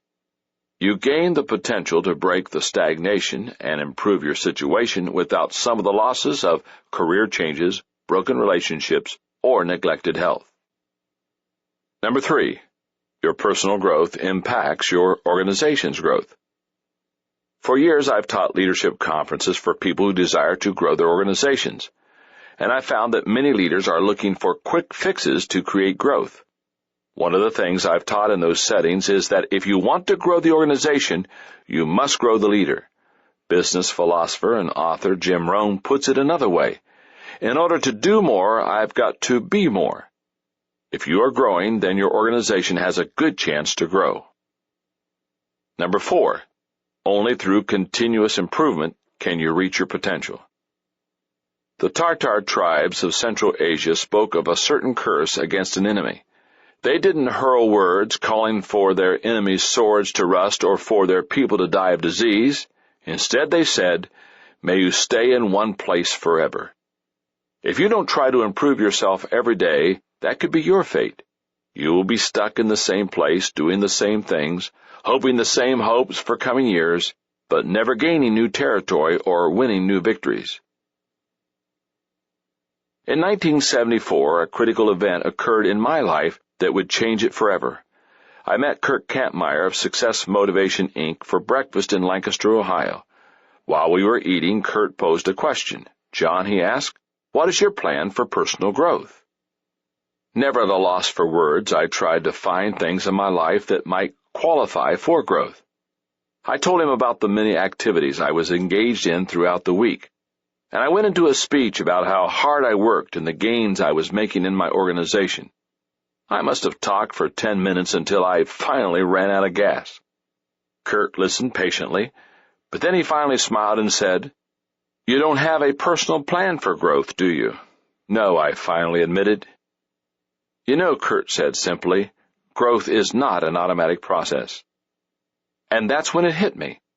I wasn't doing anything intentional or strategic to make myself better. And in that moment I made the decision. I will develop and follow a personal growth plan for my life. That night I went home and talked to Margaret about my conversation with Kurt and what I had learned that day. I showed her the workbook and the tapes that Kurt was selling. I knew those resources could help us grow.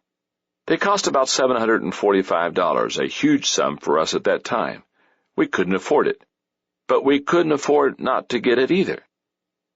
A couple of important things happened that night. First, we figured how to scrape together the money to buy the resources. It would require us to make sacrifices in our already tight budget for the next 6 months.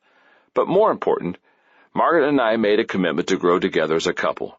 From that day on, we learned together, we traveled together, and we sacrificed together in order to grow. It was a wise decision. While too many couples grow apart, we were growing together. If you're ready to make the decision to pursue growth and experience improvement every day, then do the following.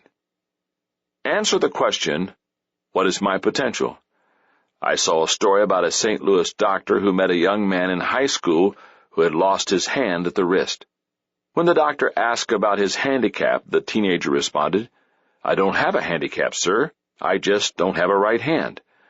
The doctor later learned that the young man was one of the leading scorers on his high school football team. The greatest handicap a person has is not realizing his potential. What dreams do you have that are just waiting to be fulfilled? What gifts and talents are inside you that are dying to be drawn out and developed? The gap between your vision and your present reality can only be filled through a commitment to maximize your potential. Make a commitment to change. Author William Feather said, "The only thrill worthwhile is the one that comes from making something out of yourself. To make something out of yourself, you need to be willing to change, for without change, there can be no growth. The problem most people have is that they want things to stay the same yet also get better. Obviously, that can't happen. If you truly want to grow, then commit yourself to not only accepting change, but seeking it. Set growth goals. When I first began going after personal growth using Kurt Kampmeyer's materials, I pursued a growth plan that was foundational rather than specific. That was okay then. I was in my mid-20s and I was just getting started. But as I got older, more experienced, and further in my career, I started to focus my growth in a few key areas. One was communication. That made sense for me, not only because I spoke to audiences 4 or 5 times a week, but also because I had some natural ability in that area. Another area was leadership, something I needed to do well every day of my life to succeed in my career. As you plan your growth, it will benefit you greatly to focus on growing in your areas of greatest strength, not your weaknesses, and grow in areas that will add value to you personally and professionally. Put yourself in a growth environment. I've been told that certain species of fish will grow according to the size of their environment. Put them in a tiny aquarium and they remain small even at adulthood. Release them into a huge natural body of water and they grow to their intended size. People are similar. If they live in a harsh and limiting environment, they stay small. But put them someplace that encourages growth, and they will expand to reach their potential. When I finished working through Kurt Kampmeyer's materials, my appetite was whetted for more growth. And it was then that I determined to practice this discipline of growth. Every day I will grow on purpose with my plan. Margaret and I continued to do much of our growing together, but each of us also began tailoring our growth plans to our individual strengths and needs. One of the results of learning is that you realize how far you still need to go, and the more we learned, the hungrier we were for more growth. As you prepare to embrace the disciplines of growth, I want to encourage you to do the following. Make it your goal to grow in some way every day. In 1972, high school swimmer John Neighbor watched the Olympics on television and was inspired. He was already an excellent swimmer, but he began thinking about making the leap to become an Olympic-caliber athlete.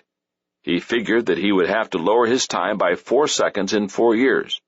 For you and me, that might not be too difficult because we have such a long way to go. But for someone like Neighbor, who was already well-trained, that seemed impossible. Elite racers think in terms of improving by fractions of a second.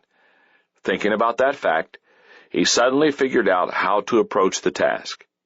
If he planned to train 10 months a year for the next 4 years, he would have to improve by 1/10 of a second every month. It was still a great challenge, but he believed he could do it and be ready for the 1976 Olympics. Neighbor had the right idea, and it worked. He came home with 5 medals, 4 of them gold. If you and I want to be successful in our growth, we must adopt a similar mindset. If we desire to improve a little every day and plan it that way, then we can make great progress over the long haul. Apply what you learn. Mike Abrashoff, author of It's Your Ship, says, "Up is not an easy direction. It defies gravity, both cultural and magnetic.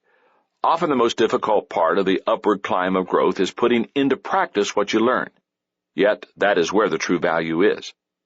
The final test of any learning is always application. If what you're learning can be used in some way to help and improve you or others, then it is worth the effort."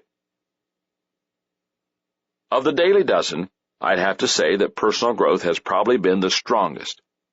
I marvel at what has happened to me as my daily practice has compounded over the years. In my 20s, growth became the foundation of my lifelong learning. In my 30s, my growth began to separate me from my peers. In my 40s, my growth became the source of my books and tapes. And in my 50s, my growth has taken me to higher levels than I thought possible. The greatest of all miracles is that we need not be tomorrow what we are today. The greatest of all insights is that we cannot be tomorrow what we do not do today. That is why today matters. One of my concerns when I began writing Today Matters was that the idea of trying to implement the Daily Dozen might seem overwhelming. I know it's impossible to tackle all 12 at the same time. It took me 4 decades to make the decisions and develop the disciplines in all 12 areas. So here are my suggestions concerning how to tackle the Daily Dozen and implement them into your life. Rate yourself on the Daily Dozen. Make a list of the Daily Dozen and rank how well you do them. Put a number 1 beside the one you do the best, a number 2 beside the one you do next best, and so on until you have ranked your skill in them from 1 to 12. Verify your self-evaluation. Talk to a friend who knows you well and ask him or her to confirm how well you evaluated yourself. If your friend ranks your strengths and weaknesses differently, discuss your differences of opinion and make adjustments to the rankings as needed. Pick 2 strengths. Pick 2 strengths from your top 6 to work on. Make sure that you have made the necessary decision for each area. Then begin practicing the daily disciplines in that area to make it a part of your life. Pick 1 weakness. Choose a weakness from your bottom 6 to work on. Again, make sure you have made the decision for that area and begin practicing the daily disciplines that go with it. Reevaluate. After 60 days have passed, reevaluate yourself in the 3 areas in which you've been working to improve. If you have made significant progress in an area, move on to something new. If an area still needs more work, remain focused on it for another 60 days. But don't work on more than 3 areas at a time and never work on more than 1 weakness at a time. Repeat. Keep working on areas until you have the entire daily dozen under your belt. Once you have made all the key decisions and each of the disciplines has become a habit in your life, then the daily dozen will be second nature to you. When these disciplines are woven into the fabric of your life, you will be able to make today your masterpiece. And when you do that, tomorrow will take care of itself. This has been a Time Warner Audiobooks production of Today Matters, 12 Daily Practices to Guarantee Tomorrow's Success, written by John Maxwell and read by the author. Executive producer, Maya Thomas. Produced and directed by Louis Milgram. Text abridged by Karen DiMattia. Production supervised by Dennis Kao. Audible hopes you have enjoyed this program.